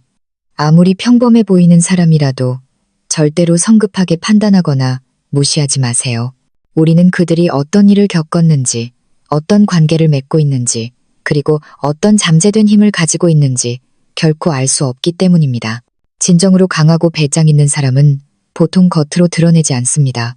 그들은 겸손하고 평범하게 살며 필요할 때만 자신의 힘을 보여줍니다. 오만함, 타인에 대한 무시는 결국 강민준이 맞이한 결말처럼 몰락으로 이어질 뿐입니다. 청취자 여러분, 각자의 인생은 하나의 이야기입니다. 평온한 이야기도 있지만 풍파로 가득 찬 이야기도 있습니다. 중요한 것은 우리가 무엇을 만나느냐가 아니라 그것을 어떻게 마주하고 어떤 교훈을 얻느냐입니다. 박서연 씨의 이야기는 비극적인 이야기이지만 용기와 숭고한 부성애, 그리고 정의에 대한 믿음에 대한 이야기이기도 합니다. 이 이야기를 통해 우리가 더 강하게 사는 법을 배우고 사랑하는 사람들을 사랑하고 보호할 줄 알며 항상 겸손한 마음으로 주변의 모든 사람을 소중히 여기게 되기를 바랍니다. 안녕하세요, 청취자 여러분. 이렇게 박서연 씨의 눈물과 고통으로 가득 찼던 여정이 마침내 끝을 맺었습니다. 이 길을 저와 함께 끝까지 걸어주시고 그녀가 폭행 아래 어두운 밤을 지새우고 가장 가까운 사람에게 배신당해 극도의 수치심을 느끼고 마침내 아버지의 사랑이라는 안식처를 찾아 폭발하는 순간까지 함께 해주셔서 감사합니다. 모든 것이 지나가고 풍파가 멎고 서연 씨에게 고향의 평온한 하늘을 돌려주었을 때 아마도 이야기 속 인물뿐만 아니라 우리 청취자들 모두 일어난 모든 일에 대해 조용히 성찰하는 시간을 가질 것입니다. 이 이야기는 단순히 가정폭력에 대한 이야기도 권력 있는 아버지의 극적인 역전극도 아닙니다. 더 깊이 들어가면 저는 이것이 결혼 생활의 어두운 구석, 사랑과 소유욕 사이의 아슬아슬한 경계에 대한 가슴 아픈 경종이며 우리 중 누구라도 그 속에서 자신의 일부를 발견할 수 있는 깊은 교훈을 담고 있다고 믿습니다. 그리하여 우리는 자신과 주변 사람들의 삶을 더 안전하고 더 좋고 더 인간적으로 만드는 귀중한 가치를 이끌어낼 수 있습니다. 이 이야기가 전하고자 하는 가장 크고 고통스러운 교훈은 바로 가정폭력 문제에 대한 단호한 경고입니다. 청취자 여러분, 폭력은 결코 사랑의 표현이 아닙니다. 그것은 이기심, 가부장주의, 비겁함의 표현이며 범죄입니다. 강민주는 처음에는 서연 씨를 사랑했을지 모릅니다. 하지만 그 사랑은 금세 뒤틀려 소유욕, 해로운 통제로 변질되었습니다. 그는 매로 아내를 가르칠 권리, 자신이 맹세했던 여자의 몸에 분노를 표출할 권리가 자신에게 있다고 생각했습니다. 시어머니의 말, 걔가 아직 널 사랑하니까 때리는 거야는 우리 사회에 여전히 존재하는 가장 해롭고 위험한 생각 중 하나입니다. 어떤 사랑도 멍과 눈물, 두려움으로 표현되지 않습니다. 그것은 사랑이 아니라 고문입니다. 여성의 침묵, 인내는 화목을 지키고 남편을 붙잡는 방법이 아닙니다. 그것은 악을 용인하고 방조하여 폭력 가해자를 점점 더 난폭하고 잔인하게 만드는 것입니다. 서연 씨의 이야기는 그녀와 같은 고통을 겪고 있는 모든 여성들에게 보내는 절박한 호소입니다. 절대로 침묵하지 마세요. 당신의 침묵은 폭력적인 남편을 후회하게 만들지 않습니다. 그저 자신의 행동이 용납된다고 생각하게 만들 뿐입니다. 용감하게 목소리를 내세요. 가족, 친구, 사회단체, 그리고 법의 도움을 구하세요. 당신은 결코 혼자가 아니며 존중과 안전 속에서 매와 눈물 없는 삶을 살 자격이 있습니다. 폭력적인 남편을 떠나는 것은 실패가 아닙니다. 그것은 자신의 삶을 구하기 위한 용감한 행동입니다. 다음으로 이 이야기는 아버지의 사랑이라는 비범한 힘에 대한 매우 깊은 교훈을 줍니다. 서연 씨의 아버지 박진우 선생님은 정말 특별한 인물입니다. 그는 부유한 회장도 아니고 딸에게 비단 옷 입는 삶을 줄 돈이나 지위도 없습니다. 그는 그저 늙고 고생 많고 과묵한 농부일 뿐입니다. 하지만 그 평범한 외모 뒤에는 자식을 향한 끝없는 사랑의 마음과 누구도 상상할 수 없는 잠재된 힘이 있었습니다. 딸의 몸에 난 상처를 보고 그는 울거나 꾸짖지 않았습니다. 그는 자신의 고통을 행동으로 옮겼습니다. 그의 전화들은 권력을 남용하는 것이 아니라 평생의 희생과 헌신으로 쌓아온 은혜와 관계를 활용하여 딸의 공정함을 되찾기 위한 것이었습니다. 그는 우리에게 남자의 아버지의 진정한 힘은 그가 얼마나 많은 돈을 가지고 있느냐가 아니라 그가 얼마나 가족을 지킬 수 있느냐에 있다는 교훈을 가르쳐 주었습니다. 아버지의 사랑은 때로 달콤한 말 대신 조용한 행동으로 표현됩니다. 아버지의 낡은 옷, 자식의 손에 급히 쥐어주는 몇 푼의 돈, 그리고 딸이 상처받았을 때의 무서운 침묵. 이 모든 것이 위대한 사랑의 다른 표현들입니다. 이 이야기는 또한 자식된 우리에게 주는 교훈이기도 합니다. 때로 우리는 자신의 삶에 바빠서 부모님이 걱정하실까봐 자신의 고통을 숨깁니다. 하지만 기억하세요. 가족, 부모님은 항상 가장 평온한 안식처이자 가장 든든한 버팀목입니다.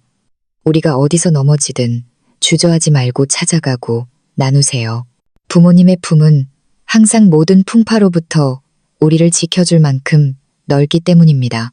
그리고 마지막으로 제가 나누고 싶은 교훈은 결코 사람을 겉모습으로 판단하지 말라는 것입니다. 강민준과 그의 어머니는 서연 씨의 아버지를 무시하는 치명적인 실수를 저질렀습니다.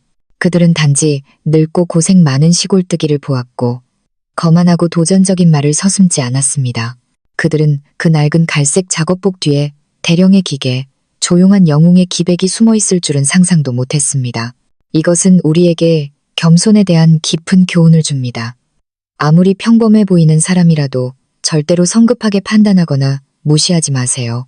우리는 그들이 어떤 일을 겪었는지, 어떤 관계를 맺고 있는지, 그리고 어떤 잠재된 힘을 가지고 있는지 결코 알 수 없기 때문입니다. 진정으로 강하고 배짱 있는 사람은 보통 겉으로 드러내지 않습니다. 그들은 겸손하고 평범하게 살며 필요할 때만 자신의 힘을 보여줍니다. 오만함, 타인에 대한 무시는 결국 강민준이 맞이한 결말처럼 몰락으로 이어질 뿐입니다. 청취자 여러분, 각자의 인생은 하나의 이야기입니다. 평온한 이야기도 있지만 풍파로 가득 찬 이야기도 있습니다. 중요한 것은 우리가 무엇을 만나느냐가 아니라 그것을 어떻게 마주하고 어떤 교훈을 얻느냐입니다.